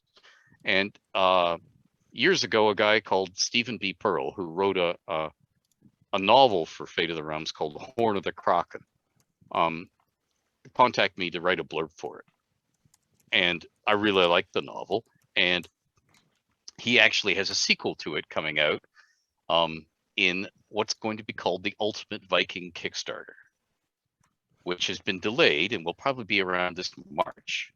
Okay, here's why it's delayed. COVID and all the rest of it, and finances, and the fact that Andrew can't go to conventions every weekend and sell Fate of the Norns because no conventions, has held up Children of Eriu, which is now shipping. And Children of Eriu is where he marched across the Viking era world into Ireland. And Children of Eriu and the Celtic Cyclopedia, which both came out, both cover all this. And it's at around the year 835 AD. And in real life, in the 790s, the Vikings conquered what would become Dublin, what was then Athcliath or Auchli in current. You see, and the research is impeccable in this. Like, if you ever want to buy and read Andrew's illustrated Edda, which has a lovely illustration of Odin hanging head downwards on the tree on the cover, he actually lays out for you, here is the Edda, and here's the 3 different versions of this that I reconciled, and and we did the same thing with creatures from fairy tale and myth, where we took all the Norse creatures, and James Kerr, our editor, did here's where you find all the scholarship, here's what we know. And Michelle Franklin and I wrote short stories from the point of view of adventurers dealing with these creatures, or in one case, the Lingir, I did which is the wingless dragon. I wrote my little short story for that from the point of view of the monster. and we did a book of those. Well, now what's happening is we're doing the Ultimate Viking Kickstarter, and that is Athcliath, which is Viking Dublin, ruled by the one-eyed king, King Sitric Swaran, who is a real historical character, although we're breaking history and keeping him alive for about 20 years longer than he really did survive. Just for fun. And we're doing a complete box set, and Andrew and I have been working on this for a year and a half, and we're continuing to work on it. And I am writing individual city blocks, and you will get the east half of the city. Every single one of these buildings will have an NPC in it, and the NPC has their proclivities, their characteristics, and a dirty secret. And the dirty secret is there so that you can do diplomacy combat as opposed to putting your sword through them, and try and get things like, I know this secret that you want to keep hidden. I will tell the whole city, and the king's soldiers will come for you, unless you tell me the name of this this sword maker that I'm looking for, that sort of thing. So we're going to be doing that, and that's one thing you get in the Kickstarter. Then you get the One-Eyed King, my novel, set in Athgleath, about two young people who come to Athgleath to kill the king, and what happens to them. And then Michelle is writing a hilarious novel. Well, she's actually finished it and is writing the sequel called The Misadventures of Mindel.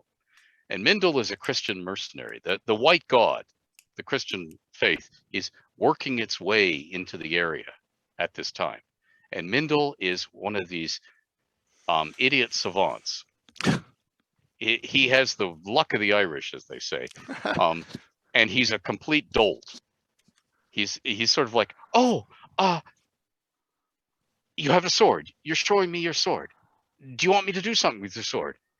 And of course, what the person is doing is trying to rob him. And he's put a sword to Middle's throat. He says, oh no, that's bad. It's got a point. Let me tell you about how God would deal. He's one of those. And he just goes through life sowing chaos wherever he goes. So that's The Misadventures of Mindel, and it's a hilarious book. And then Stephen P. Pearl's new book, the sequel to The Horn of the Kraken, is also part of this. And Andrew, our Helmer publisher and head designer for the game, is doing a graphic novel. He's doing the writing. He has an artist, and he draws all his artists from all over Europe. And everything for Fate of the Norns is gorgeous, absolutely gorgeous. And he's doing Firewolf. Now, Firewolf is the Norse equivalent of Red Sonja. Okay. And there's going to be other things in this Kickstarter, and that'll be the next one. And I am the bottleneck for the Kickstarter. I'm delaying it because I cannot write these fast enough. Oh my gosh! I have been working on I have a table downstairs which is absolutely covered with a giant map of Athgleath over it, and we intend to keep this as a living city, not capital L, capital C, but it'll be the same thing. We'll keep on releasing adventures. There'll be new NPC packs. The news and rumors, I tweet them all the time right now. Latest news and rumors in the city. So if you follow me on Twitter, you'll get to see those, and I will just continue to do that forever so that this city can be picked up and just dumped in your own fantasy campaign. You don't have to play Fate of the Norns. You don't have to have Norse. You'll just have to file off all my Norse names, because everything is researched. So the names that people bear, both the Hibernians, the Celts, the future Irish, they're not calling themselves that at this point, and the Norse, everything is as researched as we can get it. So everything is authentic, but if you just want to call somebody Roland or, King Arthur, go right ahead. Just file off the names and use them. But it's a complete detailed city. We know where people's dung goes. We know where they get their food from, and it's all laid out in front of you. What the king's patrols are like. If you're trying to get into the city through a gate, how it happens. If you need something repaired, where you go, it's all in there. And the two novels, because Michelle's visits Athgleath and mine is entirely set in Athgleath, you get to see what it's like to live in the city, what it's like to go to an inn and stay there, what they feed you. We're doing all of this stuff, so you will have a complete detailed city. All the stuff that I don't have the chance to do in Waterdeep anymore, because they're not doing those sort of products anymore, and because if I was in charge of a fantasy company, it would have gone out of business years ago. Because if I was doing Waterdeep, it would be a 26-volume hardcover set with cloth bookmarks in every book. There'd be fold-out maps with acetate overlays, and we'd lose our shirt. But yeah, we don't want that. Oh no box set issues. Just charge $500 for it, and people would pay it. Yeah. Well, no, I was, and Andrew and I are actually discussing this. What if we sell all the elements separately, as well as together, so people get a bundle, particularly if they do the Kickstarter. But if their wallet can't afford that, they can pay just this much for just this map, or just this much for just this booklet. We're talking about all those possible things. So that it doesn't have to be a sell your firstborn, or I don't know, enslave the guy next door, the annoying kid next door, and sell them. That's awesome. So I know we're way over time, and I want to say thank you. And what I'm going to do now is we'll have Eric and then Anna do shout outs, and because Ed, I'm an old man too, so I have to hit. I got to use the men's room while that's going on because I'm like, I'm going to explode here. So yeah, I see you chugging that entire huge bottle. Oh my god! Well, yes, but you see, once you've emptied it, you have an empty one. Oh my! Yeah, that's how you stay on camera. That's it. Okay, once maybe again, not. We're about to get Jay canceled. I will be right back, and Eric, please, what's going on? And then Anna just pick that right up if I'm not. I should be back, though. Mm-hmm. All right, be right back. Go ahead, Eric. What's going on? So the big news is I'm done with the Moonshays. Yes! Awesome. We finished up the Rising Shadows campaign at Gen Con a couple weeks back with Moon 20, which has 20 trilogies, 60 adventures over 3 years. It was a ton of fun. It was a ton of work, and there's so much wonderful D&D content.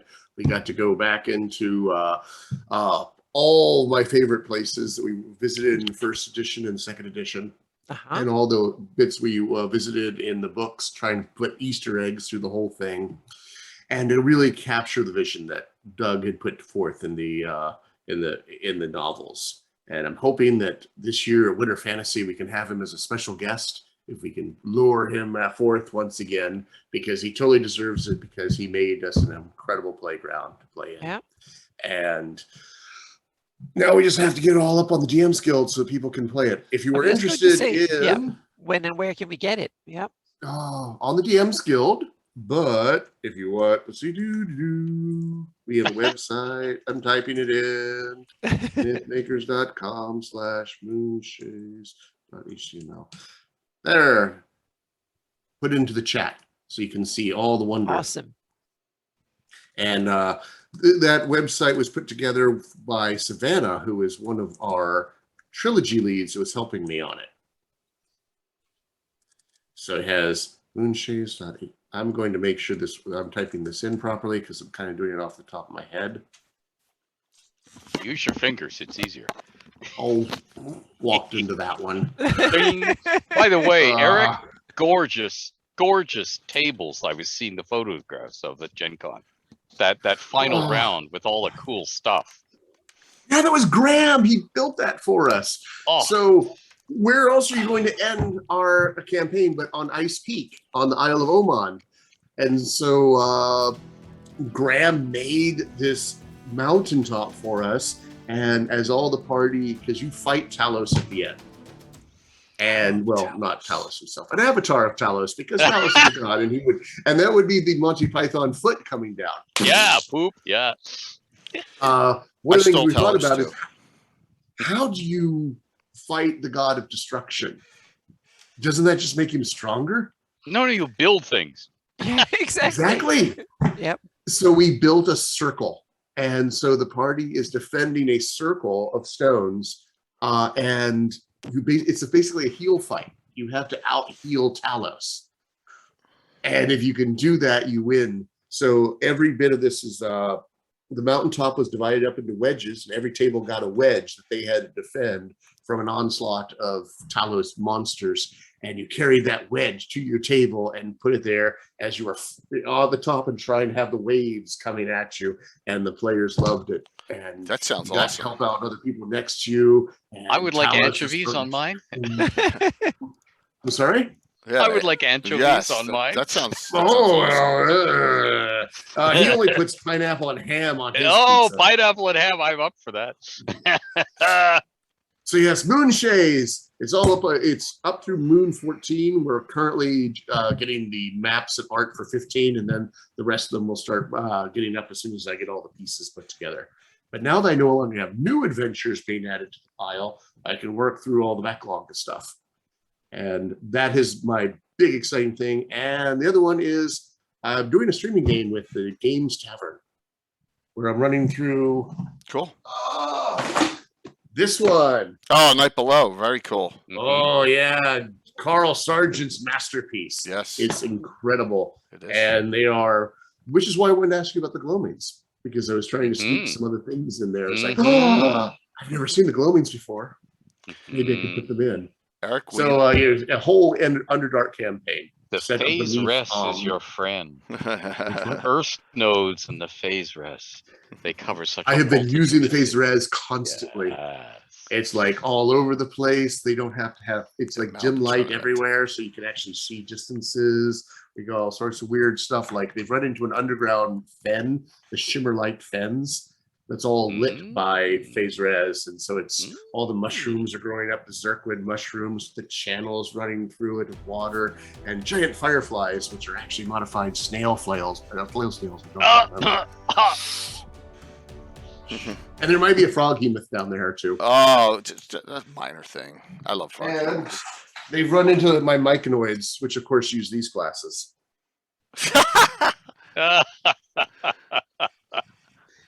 I totally had them like talk like trash too. It was a lot of fun. Hi, little dudes. Welcome to the Shimmer Lights. and he's taking yes, wolf cubs camping. Yes. Well, you know. So Eric, are you going to be at GaryCon? I'm going to try my best. Okay. Anna and myself That's will be March, there. Right? Yes, Anna and myself will be there in person. Knowing that you'll be there, that pushes it up a couple notches on the.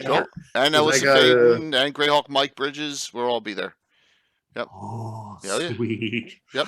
GaryCon was just too close to everything. It's not GaryCon. Gamehole Con was too close to Gen Con Origins and Celebration.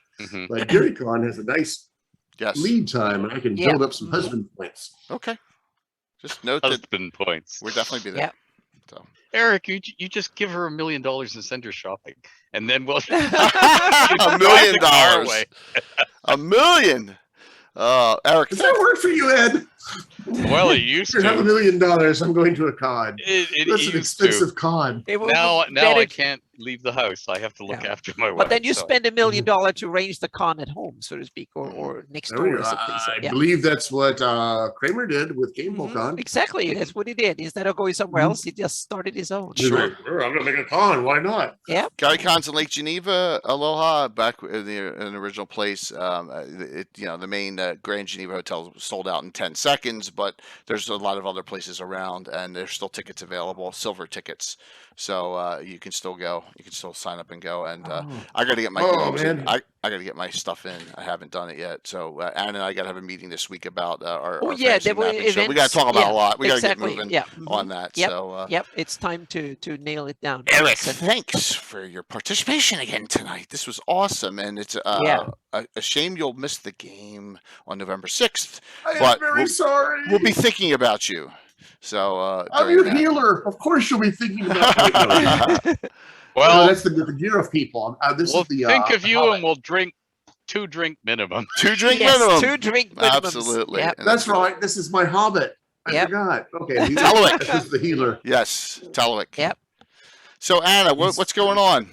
Well, I had my 19th session on my Shieldlands campaign, and thanks to Ed and Eric, that was even more inspiration for cool stuff that I have to weave into the campaign. And they're 5 miles away from Aldet, the village they started in. So they're 5 miles out into the wilderness, and they're spooked and scared and check every tree to make sure it's not an ambush and stuff. So yeah. And they just discovered a troll. It's a small troll. So we'll see what happens. A small troll. Yeah, he's not that big. And he's peeking. The troll is peeking into a house, very obsessed about what's happening into a house. And they're coming up to it. That's where we ended the session. So and it's a small little place called Bogford that is simply, it's a river going through a bog, and there are some people living there guarding the bridge back in the day. Nowadays, it's the borderland of Iusians, so they're not sure who controls the village. So we'll see. So that's basically what where the campaign is. And apart from that, there will be there will be no mapping live stream this week because we have a fantasy mapping show instead on Friday. Yes. So we're talking about settlements and stuff. But yeah, Jay will go in more on that. And apart from that, I'm working on there will be some more heraldry. There might be some more stuff from my campaign for my patrons next, so to speak, and some more maps and backstories from my campaign will probably be the next coming up, and then we'll see for the mapping my live stream next week, so to speak. So yeah, so that's it's a little bit of a lull of things that are produced, but the 21 version of the atlas and stuff really going forward. So I need to thank everybody who both support my Patreon and people who actually come and watch me do mapping. It's like watching paint dry, but people keep telling me it's interesting, but I don't believe them. So it must be very boring to see me doodling Photoshop for 2 hours, but it's okay. Yep. But the fencing mapping shows a blast.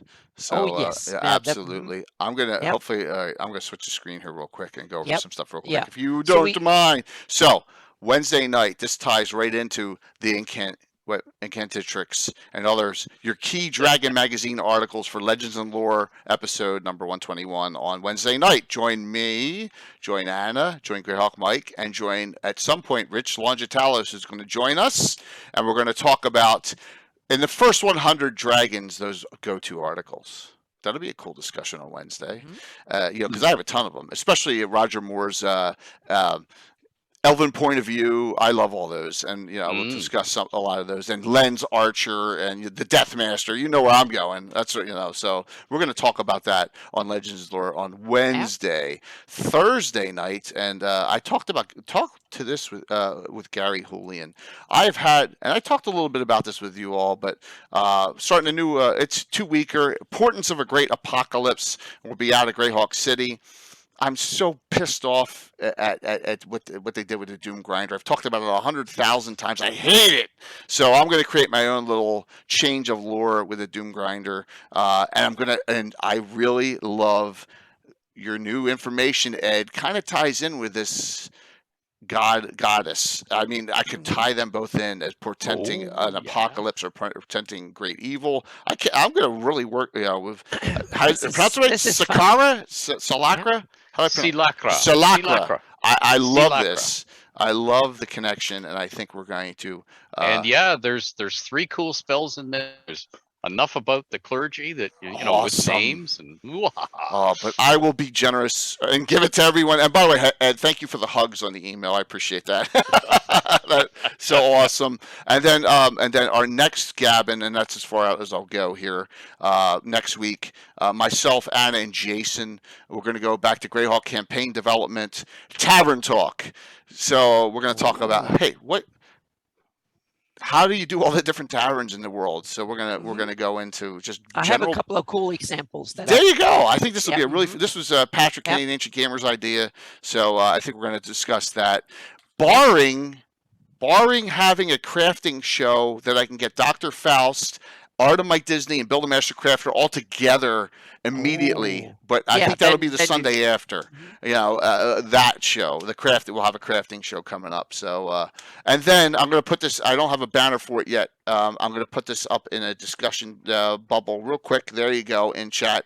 The Saturday night special, Saturday, November 6th, 6 p.m. EDT. Ed, Tony Winslow Brill, Eric Boyd, Stella Luna, Anna, Mike Disney's going to be the special one-shot guest because Ed wants me to tell you, Ed, that you're the idol, his D&D idol. So Mike is a great guy. Mike's going to play. Be pretty girl. Yeah.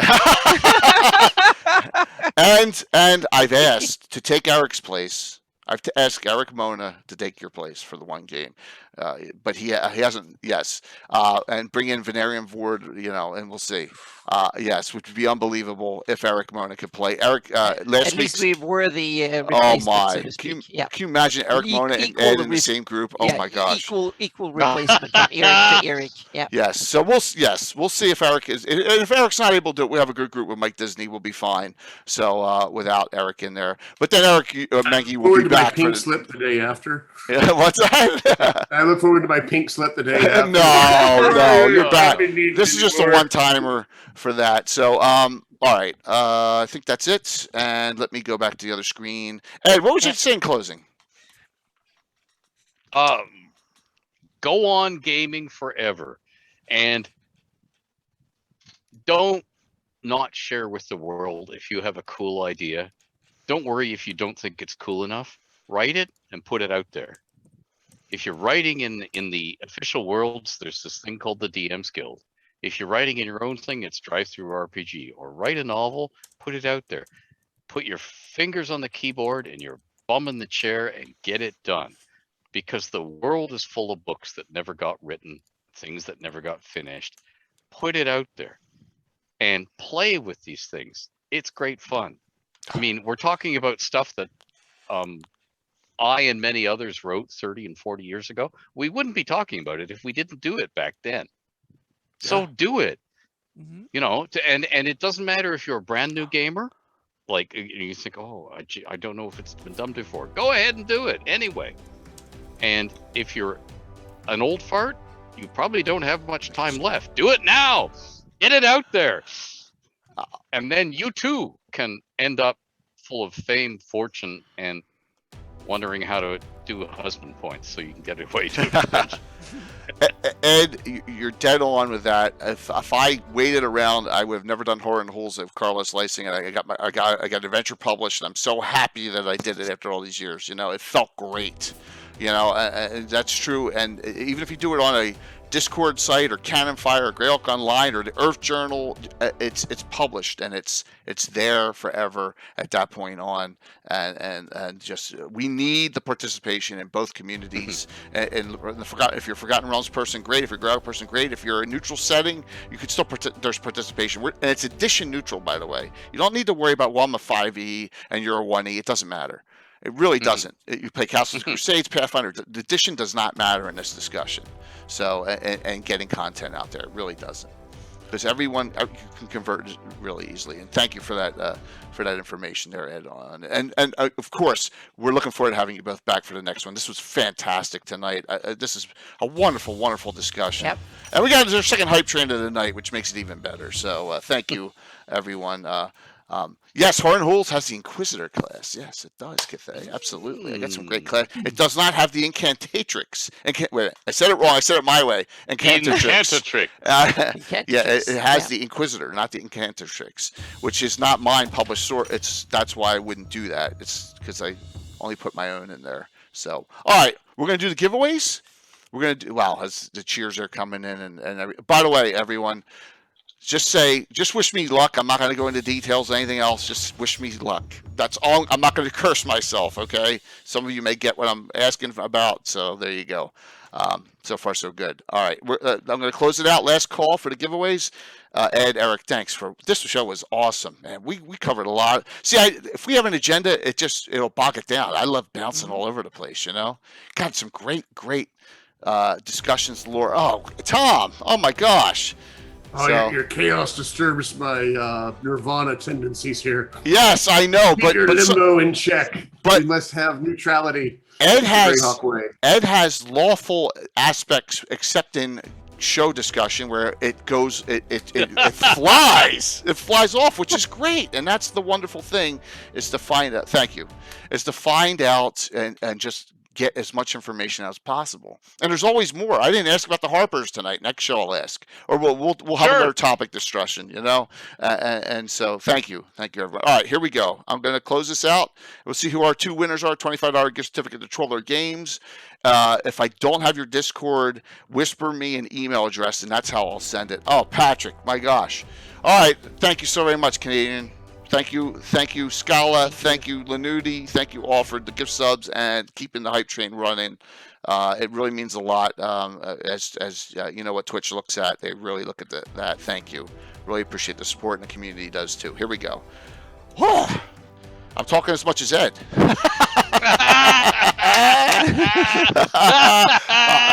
Plus, I love your sense of humor, Ed. It's awesome. All right, here we go. Giveaway. I'm closing it out. Just happy to be here. Come on. The input. Me. Yeah, I know. The input everyone is making. Just happy to be here. Here we go. Winner number 1. Grey Lurk. That is a brand new name. Is Grey Lurk on to claim? Let me take a look.